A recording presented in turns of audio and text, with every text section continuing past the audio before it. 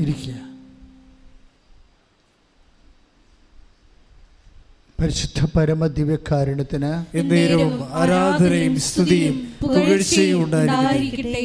പരിശുദ്ധ പരമദിവ്യകാരുണ്യത്തിന് എന്നേരവും ആരാധനയും സ്തുതിയും പുകഴ്ചയും ഉണ്ടായിരിക്കട്ടെ. പരിശുദ്ധ പരമദിവ്യകാരുണ്യത്തിന് എന്നേരവും ആരാധനയും സ്തുതിയും പുകഴ്ചയും ഉണ്ടായിരിക്കട്ടെ. സ്തുതികടെ ഹല്ലേലൂയ ഹല്ലേലൂയ ഹല്ലേലൂയ ഹല്ലേലൂയ. യേശുവേ നന്ദി. ഹല്ലേലൂയ ഹല്ലേലൂയ ഹല്ലേലൂയ. ധ്യാനം നയിക്കുന്ന ബഹുമാനപ്പെട്ട വിപിലോസവച്ചനെ ഞങ്ങൾ പ്രത്യേകമായിട്ട് സമർപ്പിച്ച് പ്രാർത്ഥിക്കുന്നു. ഞങ്ങൾക്ക് ആവശ്യമായിട്ടുള്ള വചനങ്ങള് അച്ഛനോട് പ്രദാനം ചെയ്യണമേ എന്ന് പ്രാർത്ഥിക്കുന്നു. ഞങ്ങളെ ഓരോരുത്തരെയും ശക്തിപ്പെടുത്തണമേ എന്ന് പ്രാർത്ഥിക്കുന്നു. Hallelujah hallelujah. മഹത്വം മഹത്വം.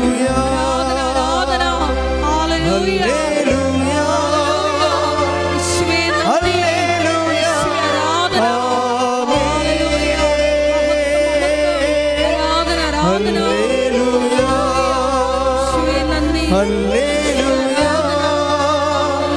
ഹല്ലേലൂയ.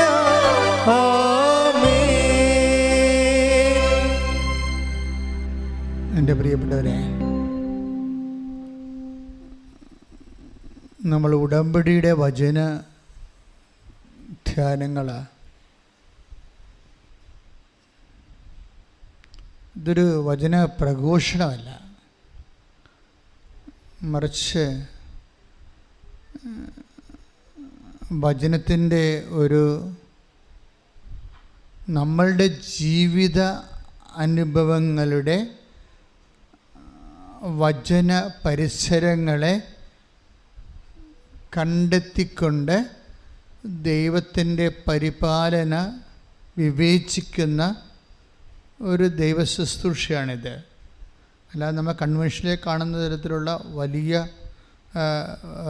ഒറേഷൻസും അതുതന്നെ പ്രൊക്ലമേഷൻസ് ഒന്നുമില്ല.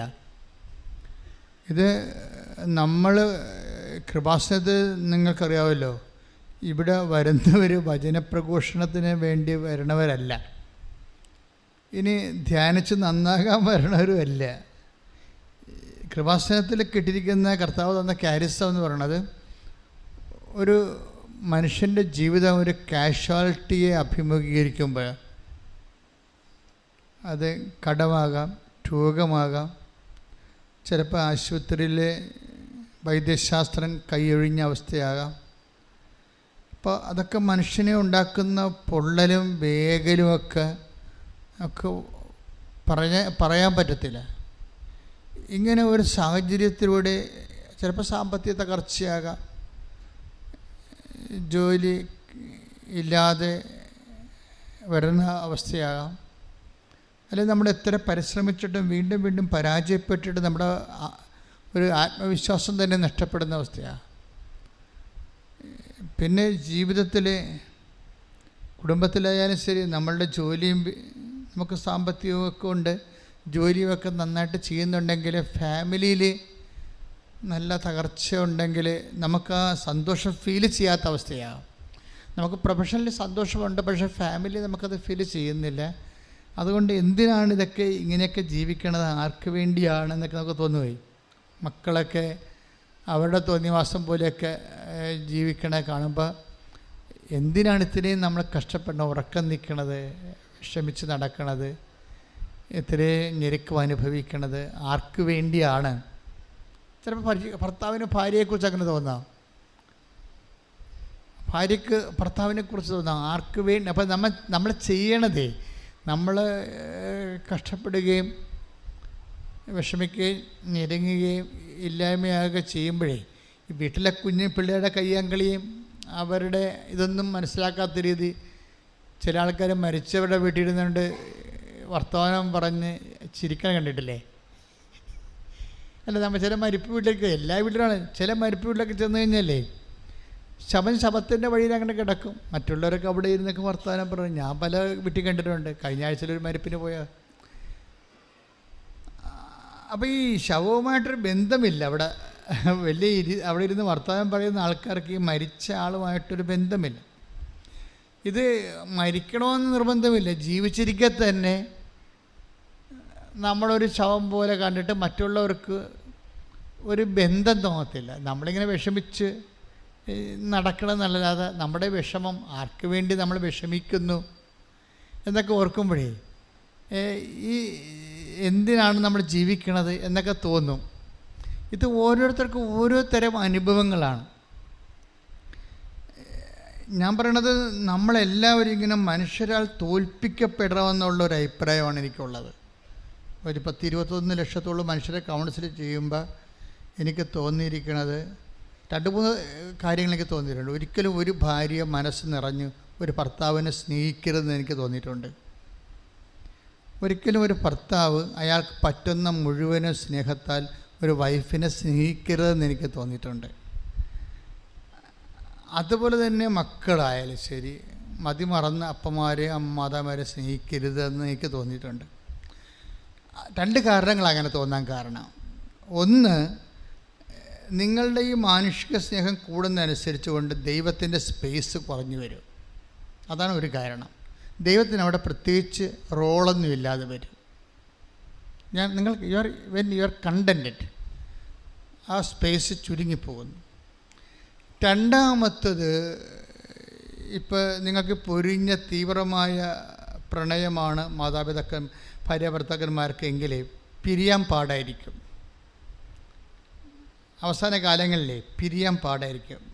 ഞാനൊരിക്കലും ഒരു ആളും മരിച്ച്, എൻ്റെ ഒരു പഴയ സഹപ്രവർത്തനായിരുന്നു. അപ്പോൾ അദ്ദേഹത്തിന് മരിപ്പിൽ ഞാൻ അപ്പോൾ ഇടവകയിലൂടെ മാറിപ്പോയിട്ട് കുറേ വർഷങ്ങളായി. എന്നാലും ഞാൻ ഇരുന്ന കാലത്ത് ഒത്തിരി സഹായിച്ച ആളാണ്. അപ്പം ഞാൻ വളരെ പെട്ടെന്ന് എല്ലാ വർക്കെല്ലാം കൂട്ടിയിട്ട് ഞാൻ ഇടവക മരിപ്പ് വീട്ടിലോട്ട് ചെന്നപ്പോഴുണ്ട് അവിടെ 2 ശവപ്പെട്ടി കിടക്കണം. 2 ശവപ്പെട്ടിയിലും ആളുണ്ട്. ഞാൻ തന്നെ വല്ലാണ്ടായിപ്പോയി. നോക്കിയപ്പോൾ എന്താ, ഭർത്താവാണ് ആദ്യം മരിച്ചത്. 1 മണിക്കൂർ കഴിഞ്ഞപ്പോൾ ഭാര്യ മരിച്ച്. അവർക്കത് താങ്ങാൻ പറ്റിയില്ല. ഭർത്താവ് മരിച്ചത് ഇനിയിപ്പോൾ ആർക്ക് വേണ്ടി ജീവിച്ചിരിക്കണം എന്നുള്ള ഒരു പ്രോബ്ലം വന്നു. അപ്പോൾ പിന്നെ ഉടനെ ഹൃദയം ഓട്ടോമാറ്റിക്കായിട്ട് അതിൻ്റെ ഇടിപ്പൊക്കെ നിർത്തി. അങ്ങനെ ഒരു അവസ്ഥ സുവിശേഷപരമായിട്ട് നിലനിൽക്കുന്നതല്ല. ദാറ്റ് മീൻസ് നമുക്ക് ഭർത്താവിനോ ഭാര്യയ്ക്കോ വേണ്ടി അല്ലല്ലോ നമ്മൾ ജീവിക്കേണ്ടത്. ബേസിക്കായിട്ട് അതൊക്കെ നമ്മുടെ ജീവിതത്തിൽ ദൈവം തന്നതല്ലേ. ഏതെങ്കിലും ഒരു കാലത്ത് വന്ന് ചേർന്ന ആൾക്കാരാണ്. അവർ വന്ന് ചേർന്ന പോലെ തന്നെ അവർ പോകും ഏതെങ്കിലും സമയത്ത്. അവശേഷിക്കുന്നത് ആരാണ്? നമ്മളും ദൈവവും തമ്മിലാണ്. അപ്പം ദൈവത്തിന് സ്പേസ് ഇല്ലാത്ത ഒരു പ്രണയം, അത് ബന്ധം, സ്നേഹമൊക്കെ ഞാനത് പ്രൊമോട്ട് ചെയ്യത്തില്ല. അവിടെ ദൈവത്തിന് സ്പേസ് ഇല്ലല്ലോ.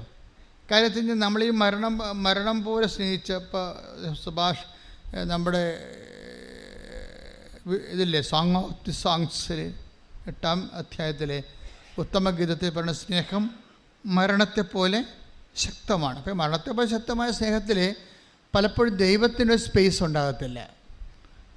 അതുകൊണ്ട് ഇത് മനസ്സിലാക്കിയിട്ട് മനുഷ്യനെ അങ്ങനെയുള്ളൊരു എല്ലാം മറന്ന് സ്നേഹിക്കാനുള്ള ചാൻസ് ഉണ്ടെന്ന് മനസ്സിലാക്കിയിട്ട് ദൈവം അത് എന്താ വെച്ചാൽ ഇപ്പം നമ്മൾ മരണം പോലെ തീവ്രമായൊരു സ്നേഹം ആണ് നിൻ്റെ ജീവിത പങ്കാളിയുടെ മക്കളോട് നിനക്കുള്ളതെന്ന് വിചാരിച്ചോ. അപ്പോൾ സ്വാഭാവികമായിട്ട് അവർക്ക് എന്തെങ്കിലും സംഭവിക്കുകയോ അവർ നഷ്ടപ്പെടുകയോ ഒക്കെ ചെയ്തു കഴിഞ്ഞാൽ നീ പിന്നെ ഭ്രാന്തന്മാരെ പോലെ നടക്കും. എല്ലാം ജീവിതത്തിലെല്ലാം തകർന്നു വന്ന് പറഞ്ഞ് നടക്കും. ഞാനൊരിടവക ചെന്നപ്പോൾ എല്ലാ ദിവസവും ഒരു 6 മണിയാകുമ്പോൾ ഒരു മനുഷ്യൻ കറുത്ത കോട്ടും കറുത്ത പാൻസും ഇട്ടുകൊണ്ട് സെമിത്തേരി വരും. അപ്പം അന്ന് ഞാൻ ബ്രദറാണ്, ഞാൻ സ്ഥലമൊന്നും പറയുന്നില്ല. അപ്പോൾ അത് അറിയുന്നൊരു ഇടവകയിലായിരുന്നു. അപ്പോൾ ആൾക്കാർക്ക് മനസ്സിലായി ഇന്ന ആളാണ് ഉദ്ദേശിക്കണമെന്ന്. അപ്പോൾ കറുത്ത കോട്ടും കറുത്ത പാൻസും ഇട്ടുകൊണ്ട് ഈ മനുഷ്യൻ 6 മണിക്ക് വരും. എന്നിട്ടൊരു കുഴിമാടത്തെ മലന്ന് കിടക്കും. എന്നിട്ട് 9 മണിയാകുമ്പോൾ നിലയം വിളിച്ച് വീട്ടിൽ പോകും. അയ്യോ, ആ ജീവിതകാലം മുഴുവനും അയാൾ അങ്ങനെ ചെയ്തു. അയാളുടെ വൈഫ് പെട്ടെന്ന് മരിച്ചു. അതാണ് സംഭവം. വൈഫിൻ്റെ കുഴിമാടത്തെ അടി മനുഷ്യൻ എല്ലാ ദിവസവും 6 മണിക്ക് വരുന്നത്. അപ്പം ഞാൻ എൻ്റെ കണ്ണുകൊണ്ട് നേരെ കണ്ട കാര്യങ്ങളാണ്. അപ്പം അന്ന് ഞാൻ മനസ്സിലാക്കി ഇത് ഒരാൾ പോയാൽ അടുത്ത ആൾ പിന്നെ ലൈഫ് ഭ്രാന്തായി പോകുമ്പോൾ ജീവിതം തന്നെ മീനിങ്ലെസ് ആയി പോകും. അത് നിങ്ങളെ ഈ എല്ലാത്തിനേക്കാളുപരി ആ മനുഷ്യനെ സ്നേഹിച്ചിട്ടാണ്. അപ്പം മനുഷ്യന് ഇങ്ങനെ ഒരു ചാഞ്ചല്യം ഉണ്ട്, ഒരു ചായ്വുണ്ടെന്ന് മനസ്സിലാക്കിയിട്ടാണ് ദൈവം കൽപ്പന തന്നിരിക്കുന്നത്. അതാ കൽപ്പനകളുടെ ഒരു പോക്കതാണ്. എല്ലാത്തിനേക്കാളുപരി ദൈവത്തെ സ്നേഹിക്കുക, നിന്നെപ്പോലെ നിൻ്റെ അയൽക്കാരനെയും സ്നേഹിക്കുക. അപ്പോഴേ നമ്മളെപ്പോഴും ശ്രദ്ധിക്കേണ്ട കാര്യമാണ്, ഇങ്ങനെയുള്ള ഒരു അപകട മേഖലയിൽ പെട്ടവരെ നിങ്ങളെ അനുദപിക്കണം വേണ്ടത്. ഇപ്പോൾ ഭാര്യ മരിച്ചു, ഭർത്താവ് മരിച്ചു, മക്കൾ നിങ്ങളെ സ്നേഹിക്കണില്ല, അതുകൊണ്ട് നിങ്ങൾക്ക് ജീവിതമില്ല. ഇപ്പോൾ മക്കൾ സ്നേഹിക്കണില്ല എന്ന് പറഞ്ഞാൽ, ഇപ്പം മൂത്തവൻ കല്യാണം കഴിച്ചു, അല്ലെങ്കിൽ ഒരു മകനാണ്, അവൻ കല്യാണം കഴിച്ചു, അവനിപ്പോൾ അവൻ്റെ വൈഫിൻ്റെ കാര്യങ്ങളും വൈഫിനോട് ചോദിക്കുകയും അന്വേഷിക്കുകയൊക്കെ ചെയ്യുന്നതെന്ന് പറയുമ്പോൾ തന്നെ അവൻ്റെ അമ്മ പ്രാന്തിയെപ്പോലെ വൈഫിനെ കൊന്നാലും കുഴപ്പമില്ല, ആങ്ങളെ ചത്താലും കുഴപ്പമില്ല, നാത്തുവിൻ്റെ കണ്ണീര് കണ്ടാൽ മതി എന്നൊക്കെ പറഞ്ഞുള്ള നിലപാടിൽ ജീവിക്കുന്നത്. നിങ്ങളീ ഉടമ്പടി എടുത്തിട്ട് ചില ആൾക്കാർക്ക് ഏശണില്ലെന്ന് പറയാൻ കാരണം ഇതാണ്. ഇതൊരു പ്രശ്നമാണ്. കാരണം നിങ്ങളെ സുവിശേഷ വിഹിതമായിട്ട് സുവിശേഷം സ്വീകരിച്ചിട്ടില്ല. സുവിശേഷം സ്വീകരിക്കാതെ, സുവിശേഷത്തിൻ്റെ അരുവിയെ ഉൾക്കൊള്ളാതെ നിങ്ങൾ ലോകത്തിൽ തൽക്കാലത്തേക്കൊരു ഫസ്റ്റ് എയ്ഡിന് വേണ്ടി വന്നിട്ടുള്ള ആൾക്കാരുണ്ട്. ഫസ്റ്റ് എയ്ഡിൽ ദൈവത്തിന് അത്ര താല്പര്യമില്ല. ചുമ്മാ ഡെറ്റോളൊക്കെ തേച്ച് ആഭരണം ഒഴുക്കി അങ്ങനെ നിങ്ങളെ പാക്കപ്പ് ചെയ്യുന്നതിൽ ദൈവത്തിന് പണ്ടേ താല്പര്യമില്ല, ഫസ്റ്റ് എയ്ഡിന്. അപ്പോൾ ഉടമ്പടി ഒരു ഫസ്റ്റ് എയ്ഡായിട്ട് എടുക്കരുത്. മറിച്ച് ഉടമ്പടിയിലോട്ട് വരുമ്പോൾ പേഴ്സൺ ടു പേഴ്സൺ റിലേഷൻഷിപ്പ് നമ്മൾ പൂർണ്ണമായി ദൈവത്തിലേക്ക് വരികയാണ്. പിന്നെ ദൈവമാണ് റീസെറ്റ് ചെയ്യണത്. ഇപ്പം ഞാനൊരു കാര്യം നിങ്ങൾ ചോദിക്കട്ടെ, നിങ്ങൾ പതുക്കെ, ഞാൻ പറഞ്ഞില്ലേ, ഇത് ആദ്യമേ ഞാൻ പറഞ്ഞായിരുന്നു, ഇത് വലിയൊരു ഒറേഷൻസ് പ്രഘോഷണമായിട്ട് എടുക്കരുത്.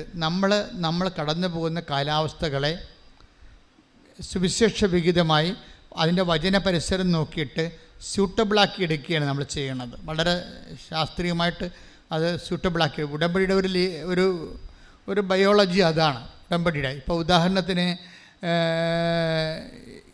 ചിലപ്പോൾ ദൈവം തന്നെ കാലാവസ്ഥ, ഇപ്പം നമുക്കൊരു കുഴപ്പമില്ലാണ്ടിരിക്കുകയാണ്, ജോലിയുണ്ട്, വീടുണ്ട്, വിവാഹമുണ്ട്, മക്കളുണ്ട്, ഭാര്യയുണ്ട്, കുഞ്ഞുങ്ങളുണ്ട്, നല്ല ആഹാരം കിട്ടുന്നുണ്ട്, ബന്ധുക്കളുണ്ട്, നമ്മൾ പോകുന്നുണ്ട്, അഴിയത്തിൽ പങ്കെടുക്കുന്നു, നമ്മൾ അവിടെയൊക്കെ ചെല്ലുമ്പോൾ അവൾ ഹീറോയാണ് എന്നൊക്കെ വിചാരിച്ചോ, നിങ്ങൾക്ക് വലിയ കുഴപ്പമൊന്നുമില്ല, യു ആർ നോട്ട് ട്രബിൾഡ്.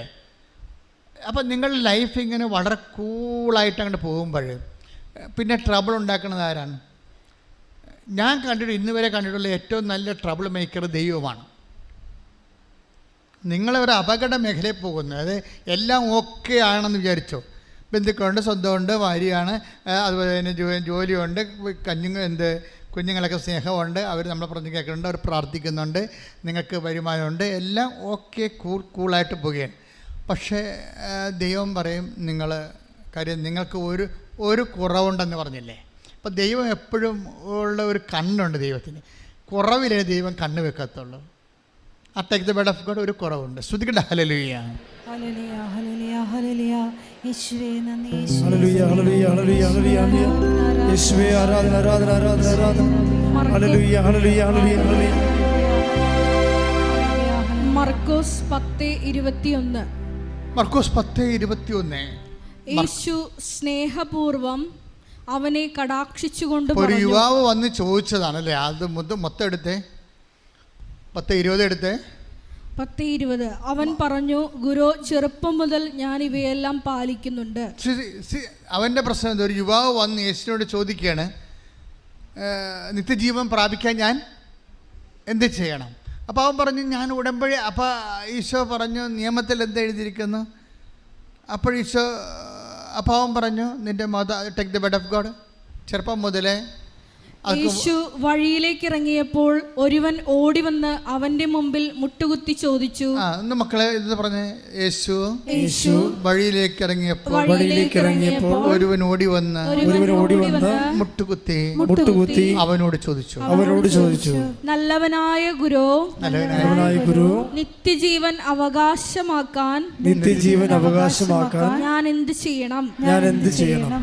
യേശു അവനോട് ചോദിച്ചു, എന്തുകൊണ്ടാണ് നീ എന്നെ നല്ലവൻ എന്ന് വിളിക്കുന്നത്? ദൈവം ഒരുവനല്ലാതെ നല്ലവനായി ആരുമില്ല. പ്രമാണങ്ങൾ നിനക്കറിയാമല്ലോ.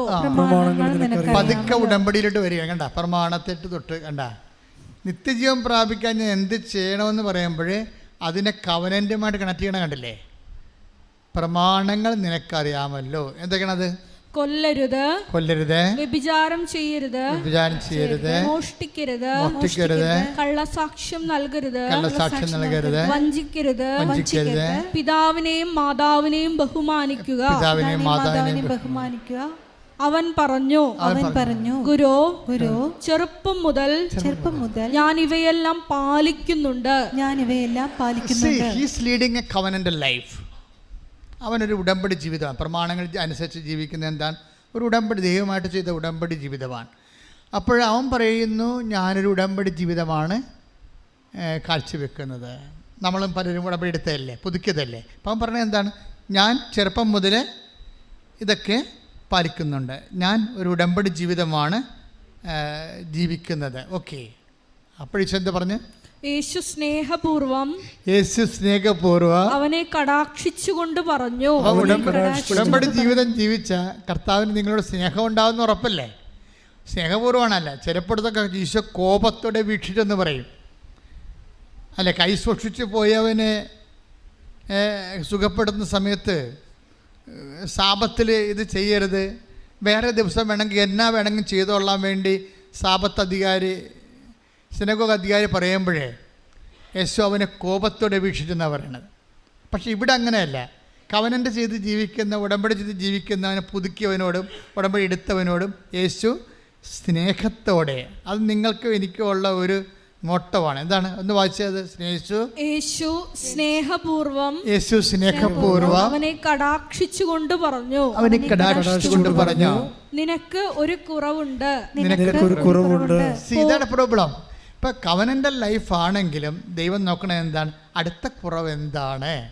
ഇതാണ് പ്രശ്നം. നമ്മൾ we are leading a covenantal sincere life, but Jesus is looking for another fault. ഇനി വേറെ എന്തെങ്കിലും കുറവുണ്ടോ? മനസ്സിലായില്ലേ? ഓരോ ആൾക്കാരും ഉടമ്പടി പുതുക്കുമ്പോൾ കുറവുകൾ ഇതുപോലെ നോക്കിക്കൊണ്ടേയിരിക്കണം. ആസ് യൂഷ്വൽ നമ്മൾ ഉടമ്പടി പുതുക്കുമ്പോൾ ഞങ്ങൾ ചാർട്ട് നിങ്ങൾക്ക് തന്നിട്ടുണ്ട്. എന്താണ് തന്നിരിക്കുന്നത്? Clap your hands and sing the law. 45-ാം സങ്കീർത്തനത്തിലെ clap, Christian life assessment paper. ഈ അസസ്മെൻ്റ് അനുസരിച്ചുകൊണ്ട് നമുക്ക് സ്വാഭാവികമായിട്ട് ഒരു നോർമൽ അസസ്മെൻറ്റ് നടക്കുന്നുണ്ട്. പലരും അതനുസരിച്ച് തന്നെയാണ് ജീവിക്കുന്നത്. പക്ഷേ ഇങ്ങനെ അസസ്മെൻറ്റ് നമ്മളുടെ 10% അസസ്മെൻറ്റ് കറക്റ്റാണെന്ന് പറഞ്ഞ് നിങ്ങൾക്ക് അറിയാമല്ലോ, ആ അസസ്മെൻറ്റിൽ തന്നെ ഒരു 65% മാർക്ക് കൂടുതൽ, 70 മാർക്ക് കൂടുതൽ ആർക്കും കിട്ടണില്ല. 70 മാർക്കിൽ കൂടുതൽ അസസ്മെൻറ്റിന് കിട്ടണില്ല. നിങ്ങൾ നോക്കിയാൽ മതി. അപ്പോൾ 70 മാർക്ക് കിട്ടുന്നവർ, ഞങ്ങളെ സംബന്ധിച്ചിടത്തോളം ഞങ്ങളുടെ സ്റ്റാൻഡേർഡ് ഓഫ് റെഫറൻസിൽ നിങ്ങൾ 90 മാർക്കുണ്ട്. പക്ഷേ we are not giving it. നിങ്ങളങ്ങനെ പെട്ടെന്ന് കയറി നിങ്ങൾക്കുറിച്ച് ആവശ്യമില്ലാത്ത കോൺഫിഡൻസ് ഉണ്ടാകാതിരിക്കാൻ വേണ്ടി മാർക്ക് പിടിച്ചാണ് ഇടണത്. പക്ഷേ അങ്ങനെ നിങ്ങൾക്ക് 90 മാർക്ക് തന്നെന്ന് വിചാരിച്ചോ? നിങ്ങളുടെ ക്രിസ്ത്യൻ അസസ്മെൻ്റൽ ജീവിതത്തിൽ വി ആർ സോ സാറ്റിസ്ഫൈഡ് എന്നും പറഞ്ഞുകൊണ്ട് നിങ്ങൾക്ക് 90 മാർക്ക് തന്നെന്ന് വിചാരിച്ചോ? പക്ഷേ അപ്പോഴും ജീസസിൻ്റെ മൈൻഡ് സെറ്റ് അങ്ങനെയല്ല. അടുത്ത കുറവ് എന്താണെന്ന് നോക്കൂ. നിനക്ക് ഒരു കുറവുണ്ട്. ഈശോ പറഞ്ഞു കേട്ടില്ല? നിനക്കൊരു കുറവുണ്ട്. പോയി ഒന്ന് പറഞ്ഞു. നിനക്കൊരു കുറവുണ്ട്. പോയി നിനക്കുള്ളതെല്ലാം വിറ്റ് ദരിദ്രർക്ക് കൊടുക്കുക. അപ്പോൾ സ്വർഗത്തിൽ നിനക്ക് നിക്ഷേപമുണ്ടാകും. പിന്നെ വന്ന് ഈ കുറവെന്ന് പറയണത് സ്വർഗത്തിലെ നിക്ഷേപം കണ്ടുകൊണ്ട് വേണം. ഒരു പരിധി കഴിഞ്ഞാൽ പിന്നീട് സ്വർഗത്തിലെ നിക്ഷേപം കണ്ടുകൊണ്ട് വേണം നമ്മൾ നമ്മുടെ മൂവ്മെൻറ്റ് ചെയ്യാൻ. സ്വർഗത്തിൽ നിനക്ക് നിക്ഷേപം ഉണ്ടാകും. അടുത്ത വായിച്ചേ. പിന്നെ വന്ന് എന്നെ അനുഗമിക്കുക. ഇത് ബേസിക്കായിട്ട് നമുക്കറിയാം. സുവിശേഷം ഈ പൂച്ചയെ പിടിച്ച് എങ്ങനെ എറിഞ്ഞാലും 4 കാലേ വന്ന് ലാൻഡാവും അല്ലേ? അതുപോലെ ഉടമ്പടിയുടെ എല്ലാത്തിനും അൾട്ടിമേറ്റ് എയിം എന്താണ്? ദൈവത്തെ അനുഗമിക്കുകയാണ്. ഇപ്പം അവൻ പറയണ പോലെ ചെയ്യുന്നതല്ലേ ഇതിൻ്റെ മെക്കാനിസം അതല്ലേ ഉള്ളൂ. നിങ്ങളൊന്ന് ചിന്തിച്ച് നോക്കിയേ. 2000 കൊല്ലമായി സഭ ഇവിടെ പുലരുന്നത്. അവൻ പറയണ പോലെ ചെയ്യാൻ വേണ്ടിയുള്ള വചനങ്ങൾ എത്രയോ കോടാനുകോടി പള്ളികളിൽ ആയിരക്കണക്കിന് കൊല്ലങ്ങൾ വായിച്ചെങ്കിലും നമ്മളോടാണ് അതിൻ്റെ അകത്ത് രഹസ്യം പറഞ്ഞത്. എന്താണ്? അവൻ പറഞ്ഞതുപോലെ ചെയ്യണത് വെള്ളം കോരി ഒഴിക്കണ ഏർപ്പാടല്ല. ക്രിസ്തു പറയണ പോലെ ജീവിക്കുന്നതാണെന്നുള്ളത് അമ്മ മാതാവിൻ്റെ മധ്യസ്ഥയിലാണ് നമുക്ക് കിട്ടി. അങ്ങനെയാണ് ഉടമ്പടിയായി പോയത്. അത് നമ്മളെല്ലാവരും ചെയ്യുന്നത് എന്താണ്? അവൻ പറഞ്ഞതുപോലെയാണ് ചെയ്യുന്നത്. കേരള സഭ ഇങ്ങനൊരു പുതിയ ഒരു മൂവ്മെൻറ്റ് വന്നപ്പോൾ എന്തുകൊണ്ടാണ് ഒരു മെത്രാമാച്ചന്മാർ പോലും ഇതിനോട് ഒരു നിരസം പോലും ഒരു പുതിയ പ്രാർത്ഥനയോട് ഒരു സംശയം പോലും കാണിക്കാൻ എന്താണ്? സഭ തന്നെ ഇവിടെ നിലനിൽക്കുന്നതിൻ്റെ ഉദ്ദേശം എന്താണ്? അവൻ പറയണ പോലെ ജനത്തെ കൊണ്ട് ചെയ്യിക്കാനാണ്. അവിടെ അതിൻ്റെ അകത്ത് വേറെ ഒരു മിസ്റ്റേക്കും ഇല്ല സംഭവം. പിന്നെ ഞങ്ങൾ അവനെ ചെയ്യിക്കുന്ന രീതികൾ സ്വാഭാവികമായിട്ടും വ്യത്യസ്തമാണ്. ചെയ്യിക്കുന്ന രീതികളിൽ ഉപയോഗിച്ചിരിക്കുന്ന മെത്തേഡുകൾ വ്യത്യാസമാണ്. മെത്തേഡ് പക്ഷേ ഇറ്റ് ഈസ് ബിബ്ലിക്കൽ, പക്കാ ബിബ്ലിക്കലാണ്. ഇപ്പോൾ ഉപ്പായാലും അതുപോലെ തന്നെ തിരിയായാലും ഇപ്പം ഈവൻ ദ ഗ്രീൻ കളർ. ഇപ്പം ഐസയ എടുത്ത മോളെ, ഐസയല്ല, ഹെബ്രായർ 9:4 എടുത്ത് ശ്രുതികട്ടെ ഹല്ലേലൂയ. ഹല്ലേലൂയ ഹല്ലേലൂയ ഹല്ലേലൂയ ഹല്ലേലൂയ യേശുവേ നന്ദി. ഹല്ലേലൂയ ഹല്ലേലൂയ ഹല്ലേലൂയ ഹല്ലേലൂയ ഹല്ലേലൂയ ഹല്ലേലൂയ യേശുവേ ആരാധന ആരാധന ആരാധന. അതിൽ സ്വർണം കൊണ്ടുള്ള ധൂപപീഠവും എല്ലാ വശവും പൊന്നുപൊതിഞ്ഞ വാഗ്ദാന പേടകവും ഉണ്ടായിരുന്നു. വാഗ്ദാന പേടകത്തെക്കുറിച്ച് പറയുന്ന ഹെബ്രായർ 9:4 അതിൽ സ്വർണം കൊണ്ടുള്ള ധൂപപീഠവും അതിൽ സ്വർണം കൊണ്ടുള്ള ധൂപപീഠവും എല്ലാ വശവും പൊന്നു പൊതിഞ്ഞ വാഗ്ദാന പേടകവും ഉണ്ടായിരുന്നു. മന്ന വെച്ചിരുന്ന സ്വർണ്ണ കലശവും അഹറോന്റെ തളിർത്ത വടിയും. വാഗ്ദാന പേടകത്തിൽ ആദ്യത്തെ വാഗ്ദാന പേടകത്തിൽ എന്താ ഉണ്ടായിരുന്നത്? മന്ന കലശം അല്ലേ? കലശം വെച്ചാൽ പാത്രം. എന്ത്? മന്ന വെച്ചിരുന്ന കലശം. മന്ന എന്ന് പറഞ്ഞാൽ എന്താണ്? ഭക്ഷണം മാർഗമില്ലാതെ വന്നൊരു കാലത്ത് കർത്താവ് നിങ്ങൾക്കറിയാത്തപ്പം എനിക്കുണ്ടെന്ന് പറഞ്ഞില്ലേ? അറിയാത്തപ്പം എന്ന് പറയും. അറിയാത്തപ്പം എന്ന് പറയുമ്പോൾ അപ്പത്തിനൊരു സ്വഭാവമുണ്ട്. ഇപ്പോൾ ദൈവം നമുക്ക് തരുമ്പോൾ അത് നമുക്ക് മുൻപരിചയം ഉണ്ടാകണം നിർബന്ധമില്ല. അപ്പം നീ പറയും എങ്ങനെ ജീവിക്കുക? എനിക്ക് 2 കുഞ്ഞുങ്ങളുണ്ടല്ലോ, ഞാനാണൊരു ജോലിക്കാരുള്ളത്, എനിക്ക് തൈറോയിഡും ഷുഗറുമാണ്, എനിക്ക് വേലെടുക്കാൻ പറ്റണില്ല, പകുതി ആകുമ്പോൾ കഥക്കുന്ന ഞാൻ ഈ പ്രൈവറ്റ് ഫേമിലി ജോലി എടുത്തിട്ട് അവിടെ അട്ടുത്തുപ്പം കൊണ്ട് ഈ കുഞ്ഞുങ്ങളെ എങ്ങനെ വളർത്തും എന്ന് ചോദിച്ചാൽ ന്യായമായ ചോദ്യമാണത്. അത് നിനക്കറിയുന്ന അപ്പമാണ്. പക്ഷേ ഉടമ്പടി അറിയാത്തപ്പം നിനക്ക് തരും. കർത്താവ് പറഞ്ഞില്ലേ അറിയാത്തപ്പം. ഇപ്പോൾ അപ്പത്തിനെ കുറിച്ച് പറയുന്ന സമയത്ത് അറിയാത്തപ്പത്തെക്കുറിച്ച് എടുത്ത് take the word of God. അറിയാത്തപ്പം, നിങ്ങൾ അറിയാത്ത അപ്പം എനിക്കുണ്ട്. ശ്രുതികട്ടെ ഹല്ലേലൂയ. 6:34 ശ്രുതികട്ടെ ഹല്ലേലൂയ. ആരാധിച്ചിടാ താഴുവണങ്ങിടാ ആശ്രയിച്ചിടാ ദിവ്യകാരുണ്യത്തെ.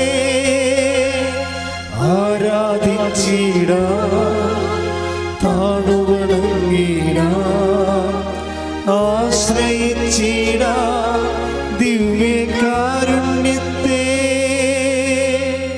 യോഹന്നാൻ 4:32 അവൻ പറഞ്ഞു നിങ്ങൾ അറിയാത്ത ഭക്ഷണം എനിക്കുണ്ട്. സി എപ്പോഴും എൻ്റെ മക്കൾ മനസ്സിലാക്കണം. ഇപ്പം നിങ്ങളുടെ വേല മുട്ടുകയാണ്, ജോലി മുട്ടുകയാണെന്ന് വിചാരിച്ചോ? അപ്പോൾ അല്ലെങ്കിൽ നിങ്ങൾ ജോലി എടുക്കുന്ന സ്ഥലത്ത് നിന്ന് പറയുകയാണ് ഈ മാസം കൂടിയേ ഈ ജോലിയുള്ളൂ കേട്ടോ, നമുക്ക് ഓർഡറില്ലേ. ഇപ്പോൾ കൈറ്റ് ഓഫീസിൽ നിന്നൊക്കെ ആൾക്കാരെ പറഞ്ഞു വിടരുത്, ഓർഡർ ഇല്ലെന്നും പറഞ്ഞു വിടണത്. അടുത്ത മാസം നമുക്ക് ഓർഡർ ഇല്ലെന്ന് പറയും. അപ്പോൾ നിങ്ങൾ വിചാരിക്കും നിങ്ങൾ അപ്പം തന്നെ ഡൗണായി പോകും. അടുത്ത മാസം എങ്ങനെ പീഡിയ കച്ചവടം പറ്റുകടയിൽ എങ്ങനെ പൈസ കൊടുക്കണമെന്ന് നോക്കണം. എങ്ങനെ പറ്റുകടയിൽ പൈസ കൊടുക്കണമെന്ന് പറഞ്ഞത് നിങ്ങൾ വിഷമിച്ചിടുമ്പോൾ രാത്രി വൈകുന്നേരം വന്ന് വൈഫിൻ്റെ വഴി അടുത്ത മാസം മുതൽ അങ്ങോട്ട് ചെല്ലണമെന്നാണ് പറഞ്ഞിരിക്കണമെന്ന് പറയും. അപ്പോൾ അവരും വിഷമിക്കും. നിങ്ങൾ വിശ്വാസികളാണെങ്കിൽ വിഷമിക്കേണ്ട കാര്യമില്ല. കാര്യം നമ്മൾ വാഗ്ദാനങ്ങൾ ജീവിക്കുന്നവരാണ്. ഗുരു ഭക്ഷണം കഴിച്ചാലും എന്ന് പറയുമ്പോൾ ഈശോ എന്താ പറഞ്ഞത്? നിങ്ങളറിയാത്തപ്പം എനിക്കുണ്ട്. അപ്പം ദൈവത്തിൻ്റെ കയ്യിലുള്ള അപ്പമാണ് അറിയാത്തപ്പം. അതായത് ദൈവത്തിൻ്റെ കയ്യിൽ നിങ്ങളെക്കുറിച്ചുള്ള പദ്ധതിയില്ലേ?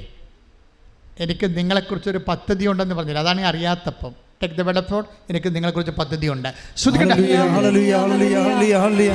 യേശുവേ നന്ദി. ഹല്ലേലൂയ ഹല്ലേലൂയ ഹല്ലേലൂയ.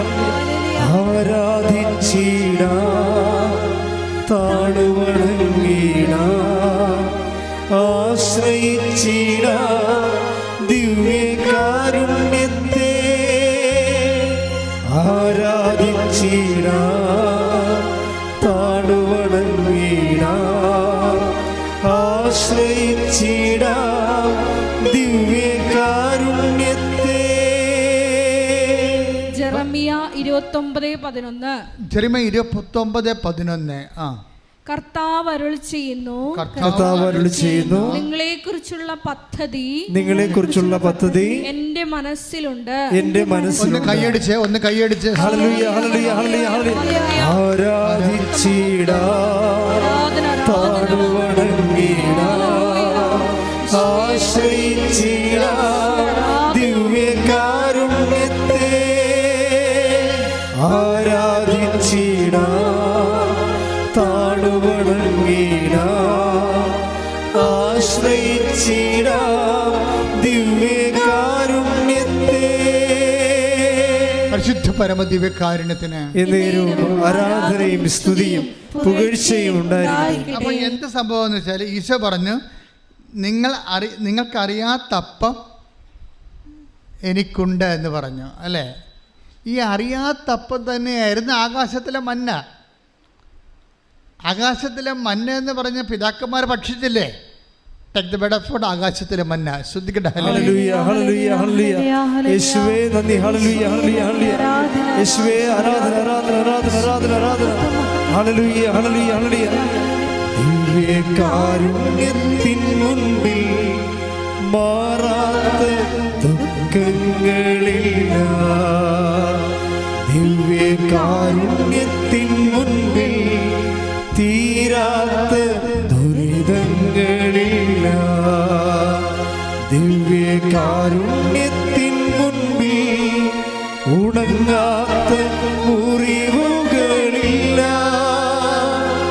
ദിവ്യകാരുണ്യത്തിൻ മുൻപിൽ തോരാത്ത കണ്ണുനീരില്ല. ആരാധിച്ചിടാം, താണുവണങ്ങിടാം, ആശ്രയിച്ചിടാം ദിവ്യകാരുണ്യത്തെ. പരിശുദ്ധ പരമദിവ്യകാരുണ്യത്തിന് എന്നേരവും ആരാധനയും സ്തുതിയും പുകഴ്ചയും ഉണ്ടായിരിക്കട്ടെ. പുറപ്പാട് 16:14-15. പുറപ്പാട് 16-ാം അധ്യായം 14-15 വചനങ്ങൾ.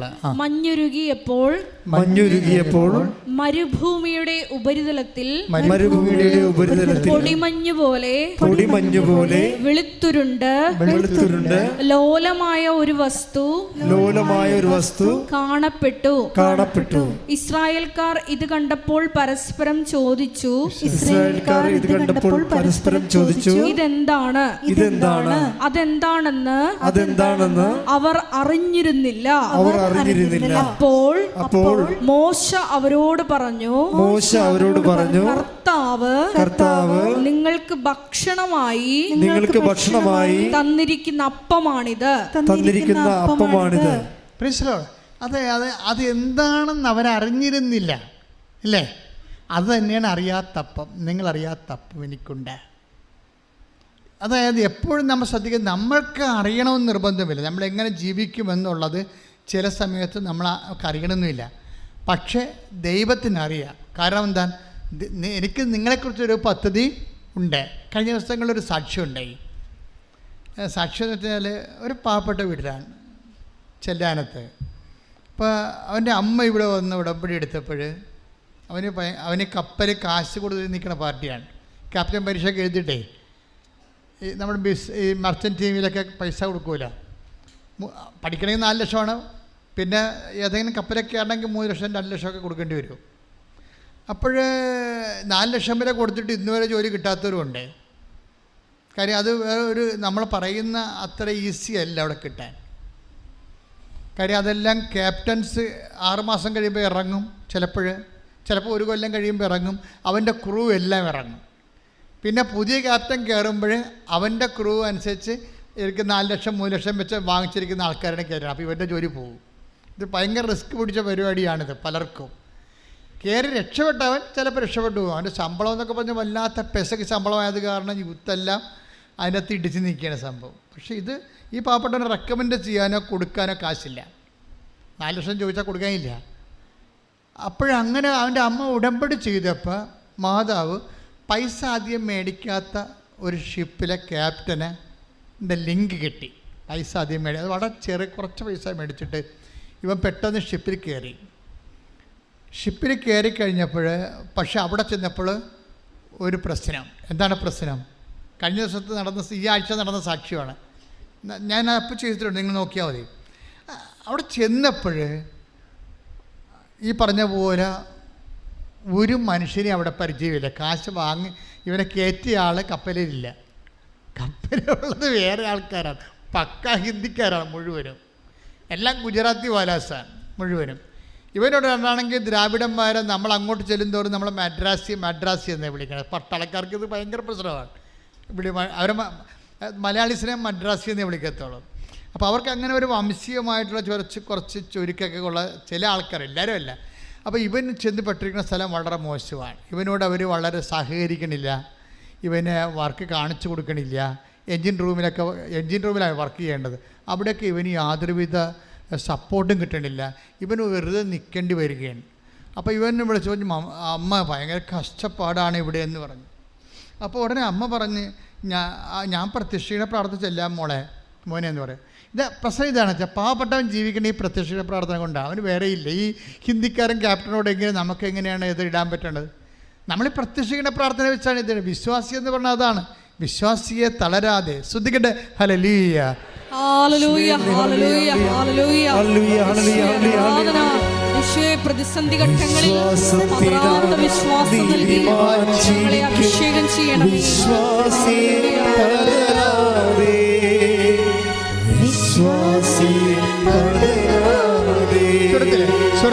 വിശ്വാസത്തിനാൽ നീതിമാൻ ജീവിക്കും.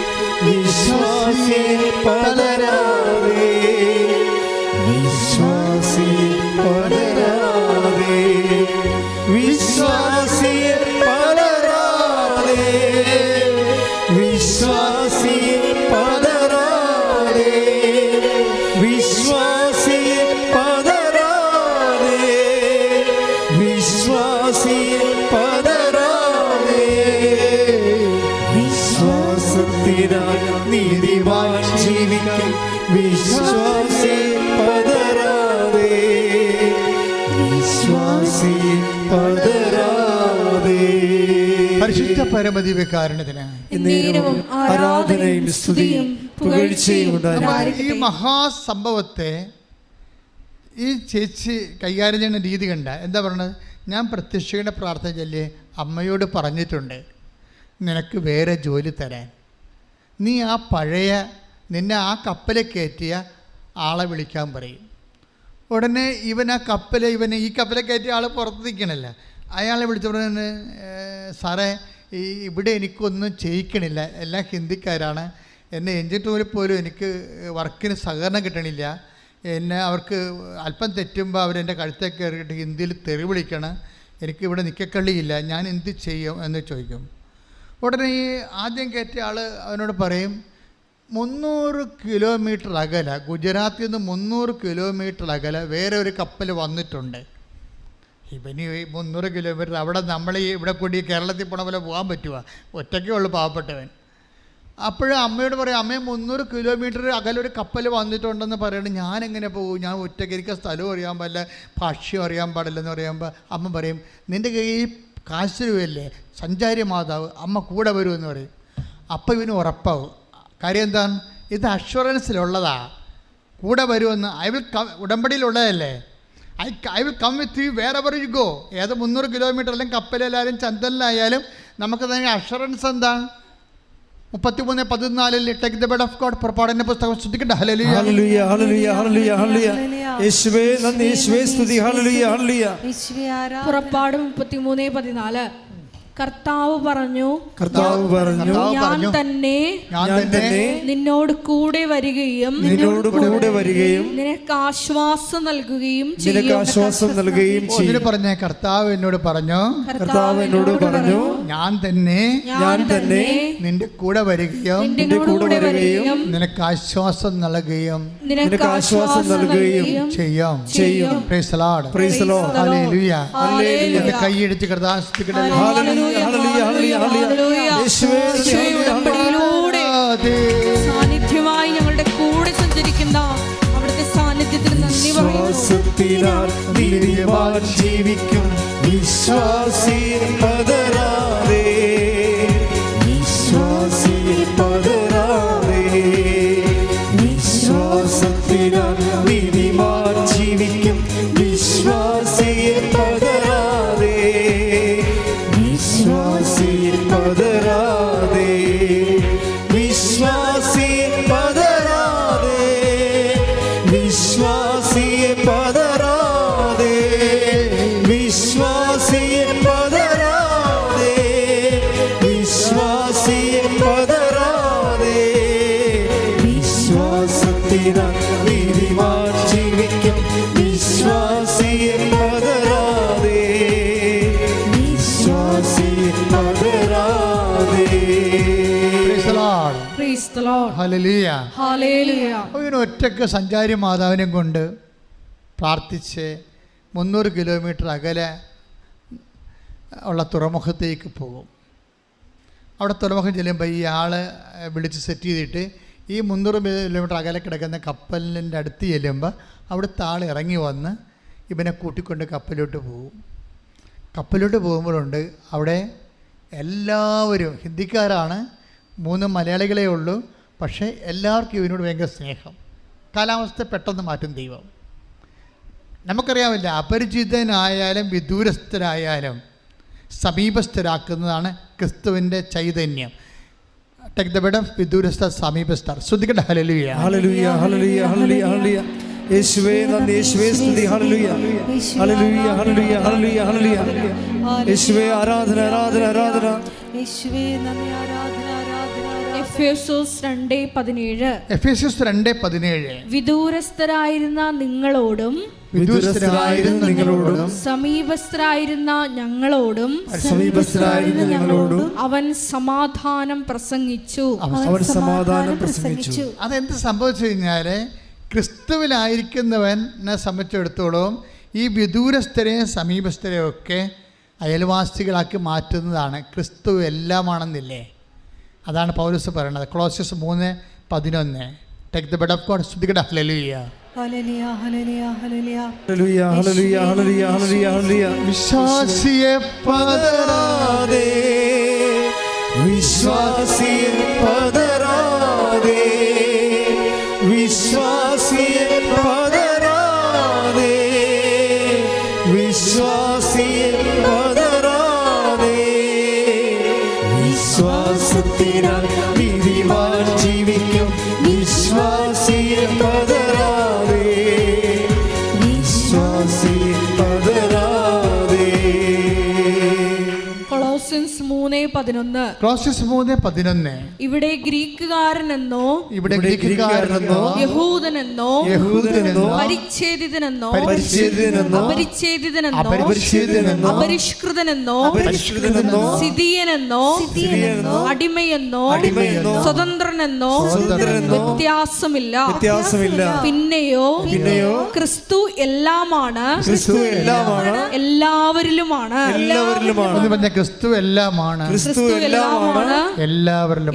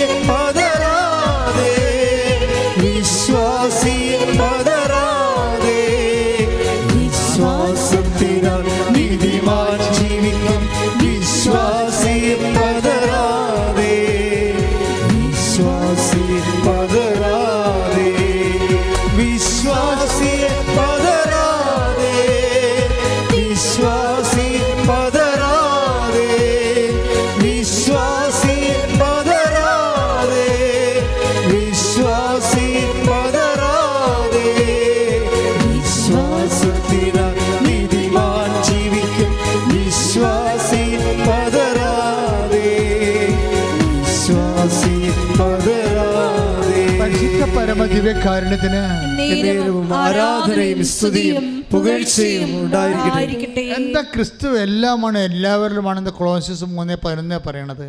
ദാറ്റ് മീൻസ് ക്രിസ്തു എല്ലാവരിലുമാണ്. അതിൻ്റെ അകത്ത് എന്താണ്? പാഴ്സീസ് ഉണ്ട്, ഗുജറാത്തീസ് ഉണ്ട്, മലയാളീസ് ഉണ്ട്. ക്രിസ്തു എല്ലാവരിലുമാണ്. എല്ലാവരിലും ക്രിസ്തു വന്നു കഴിയുമ്പോൾ എന്നാ സംഭവിക്കും? നമ്മൾ ക്രിസ്തുവിനെ ചിലപ്പോൾ ഒരാളായിരിക്കും വിളിക്കണത്, ഒരാളായിരിക്കും. അപ്പോൾ എന്താ കാര്യം? നമുക്കൊരു ആവശ്യം വന്നു, നിങ്ങൾക്ക് ആവശ്യപ്പെട്ട സമയത്ത് ആവശ്യപ്പെട്ട വിഷയത്തിൻ്റെ മേലെ ക്രിസ്തുവിന് ഇടപെടാൻ കഴിയുന്നതാണ്, ആവശ്യമുള്ളതുപോലെ ഇടപെടാൻ കഴിയുന്നതാണ് ക്രിസ്തു എല്ലാമാണെന്ന് പറയാൻ കാരണം. ഭയങ്കര വാക്കാണ് ക്രിസ്തു എല്ലാം. കൊളോസ്യസ് 3:11.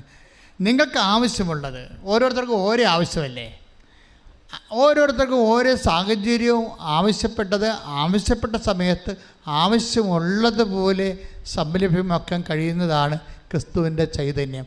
അതെല്ലാവരുമാണ്, എല്ലാമാണ്, എല്ലാവരിലുമാണ്. എന്തൊക്കെയാണ്? അതുകൊണ്ട് അങ്ങനെ ഒരു വിഭാവനയാണ് നമ്മുടെ ജീവിതത്തെക്കുറിച്ച് ക്രിസ്തുവിനെ മുൻനിർത്തിക്കൊണ്ട് ദൈവപിതാവ് ചിന്തിച്ചത്. കൈയടിച്ച് കർത്താവിനെ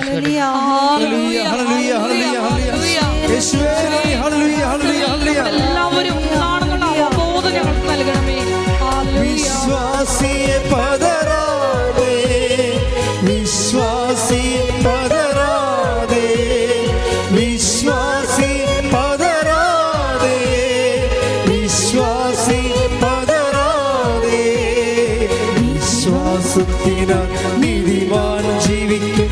വിശ്വാസി പതറാതെ, വിശ്വാസി പതറാതെ.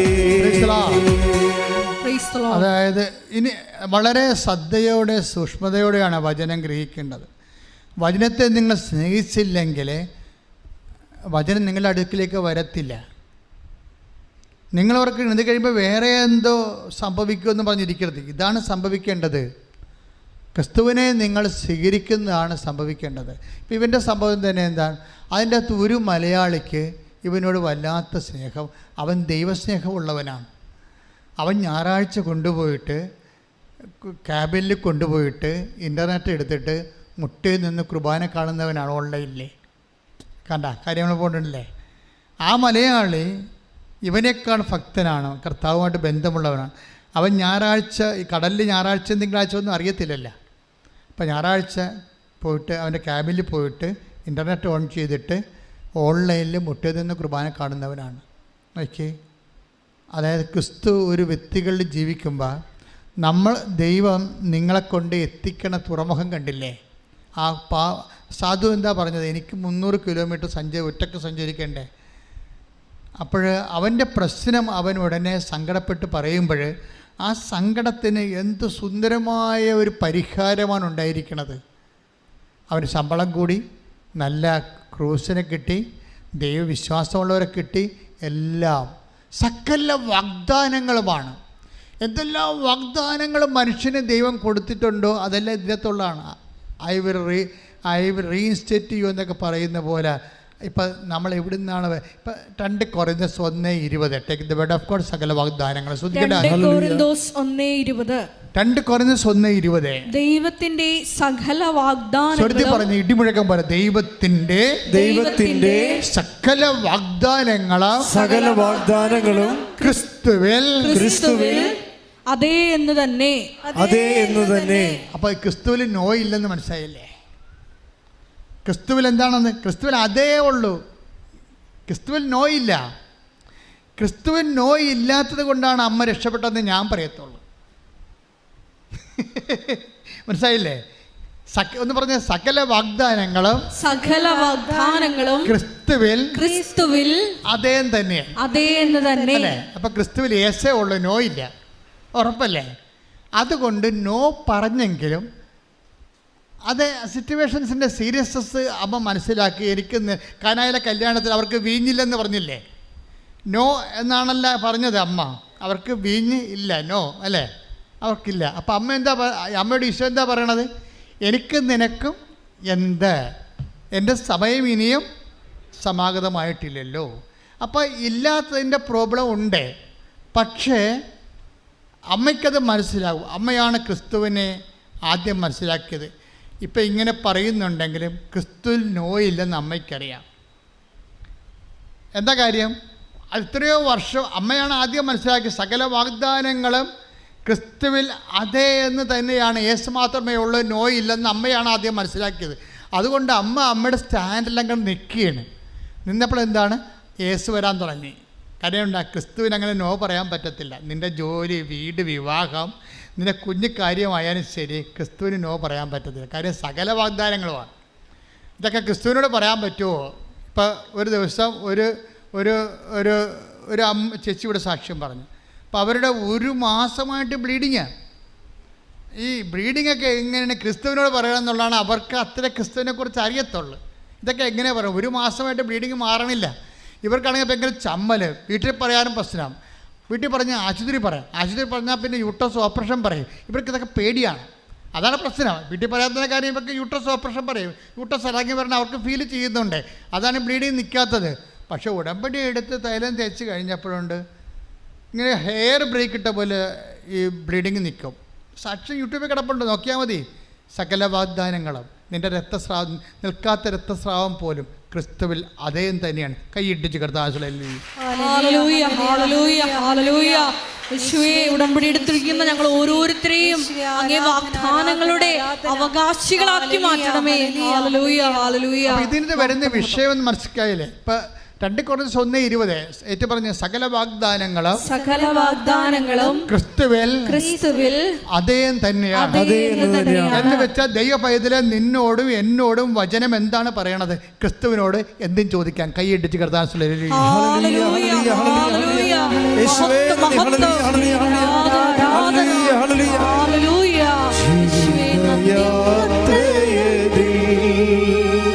നമ്മുടെ സന്തോഷത്തോടെ പാടും.